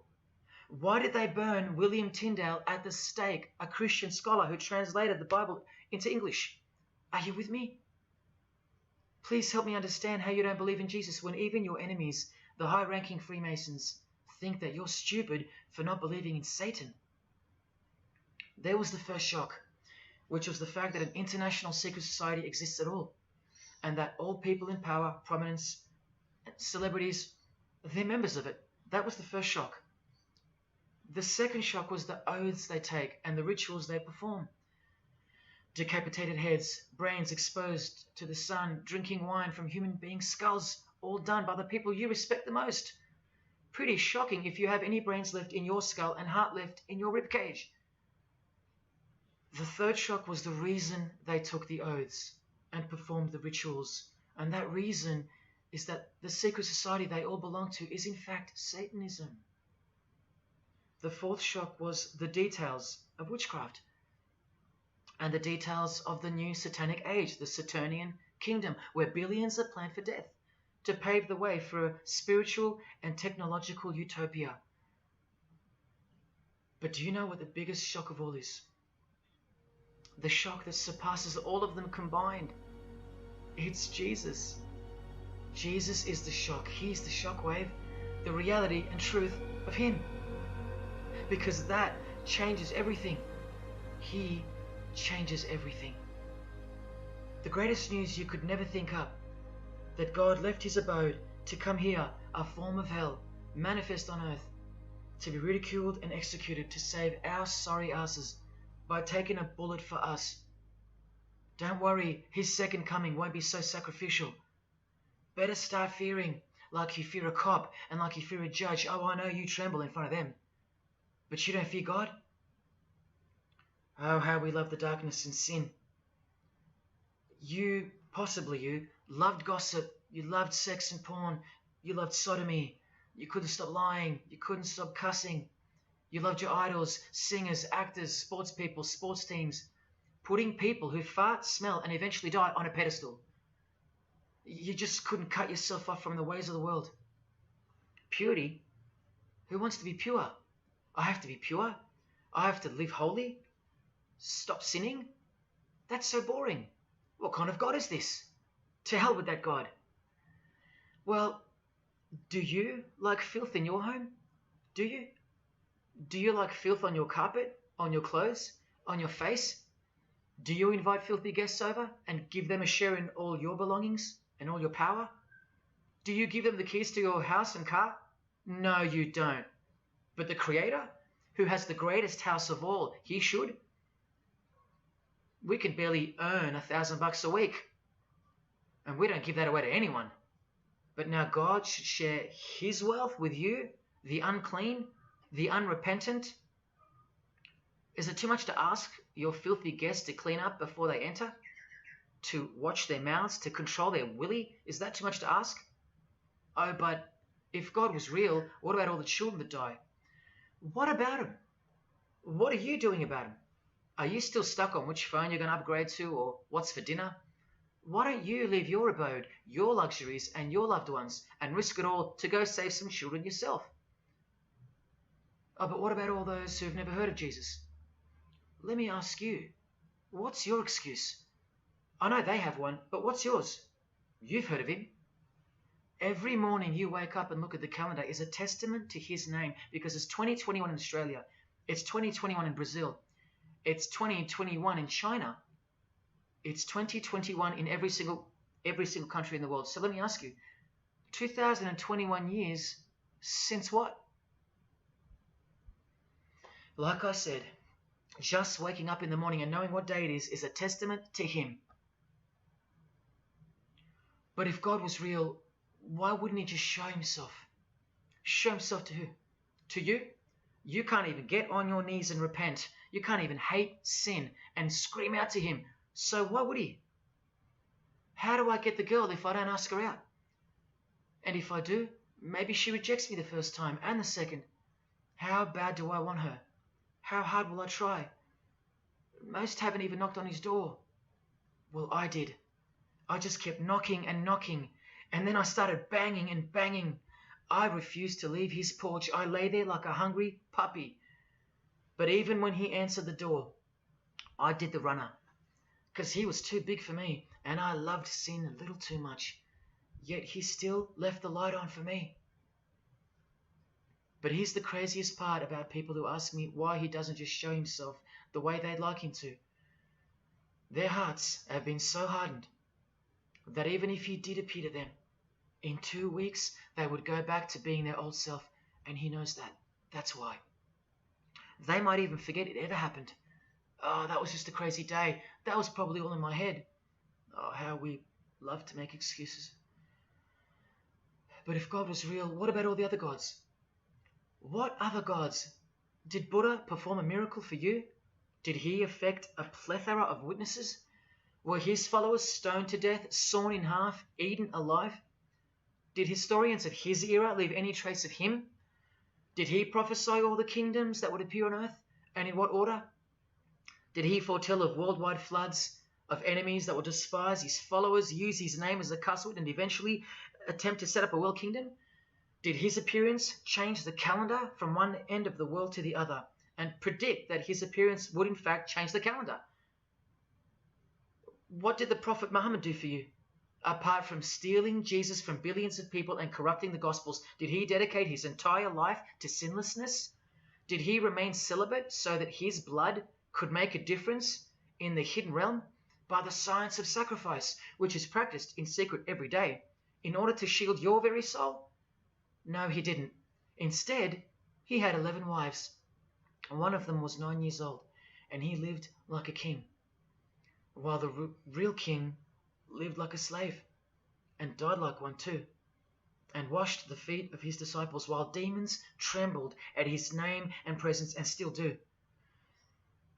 And let's not even bother with the other pagan gods, Osiris, Odin, Vishnu, all inventions of fertility cults that worship the sun, sex, genitals, death, destruction, agricultural religions. Did anyone else apart from Jesus Christ ever say the words, I am the truth? Have those words even ever come out of someone's mouth? I've heard of I know the truth, I have the truth, but I am the truth? That doesn't even make sense. Unless truth itself was once upon a time born on earth as a man. Well, of course he's the truth.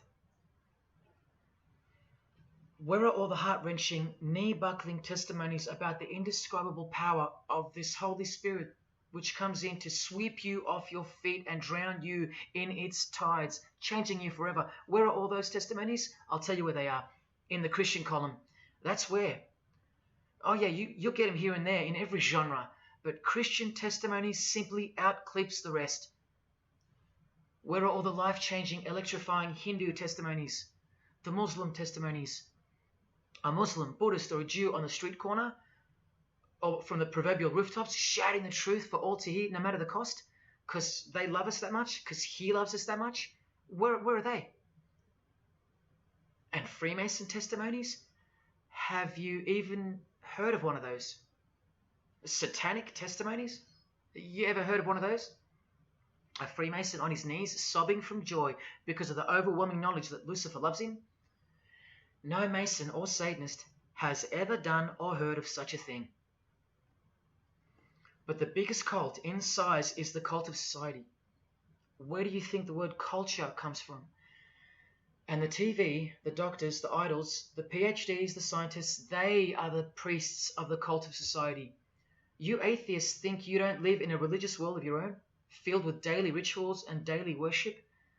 Even your beliefs require faith in what your priests teach you. Evolution, no proof. Age of the earth, no proof. Distance of the sun, all faith-based on what you are told by strangers. You can see the rings of Saturn with your telescopes, but you can't see the buggy on the moon that was left behind in 1969, yet you still believe because you have faith. Don't you worry, no matter who you are, you live in a religious world because life is religion. And if you're still in the I'm not religious category, think again. You all worship something or someone, and your religion is futile. But for you, for the one, whoever you are, remember the advantage that evil has over good. A little good doesn't destroy evil, but a little bit of evil destroys all good. See this glass of water? One single drop of poison is enough to render the whole lot useless or deadly. That means that 99% of the goodness and purity of that water amounts to nothing, all because of one single drop.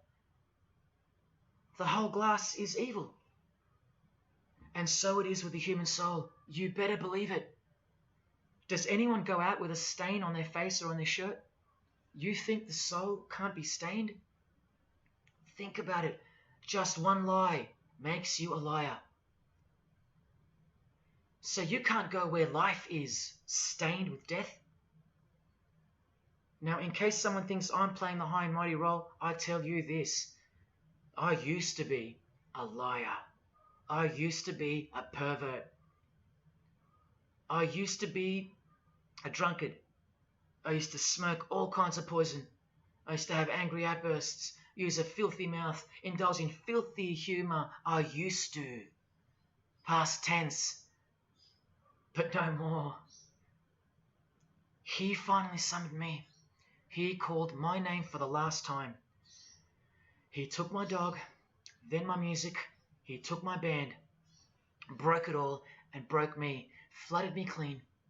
He sent for me.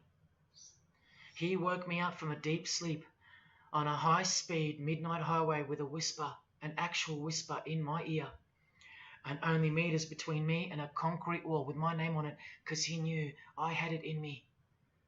I had it in me to lay it all down, risk everything, so I can take a stand for him, for the Gospels, and for you. Well, this is me taking a stand. Brothers and sisters, I did all this for just one person, and I'll be hated and mocked and worse maybe, so that that one, whoever you may be, will wage war on sin and believe. Don't let even one drop in.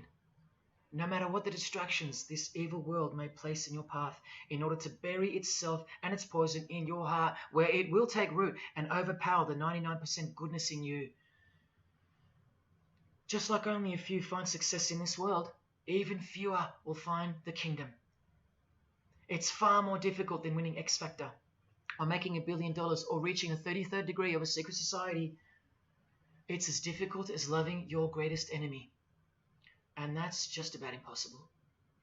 But if you can figure out how to do that, then you found the road to life. And I hope to see you soon. God love. Jesus wins.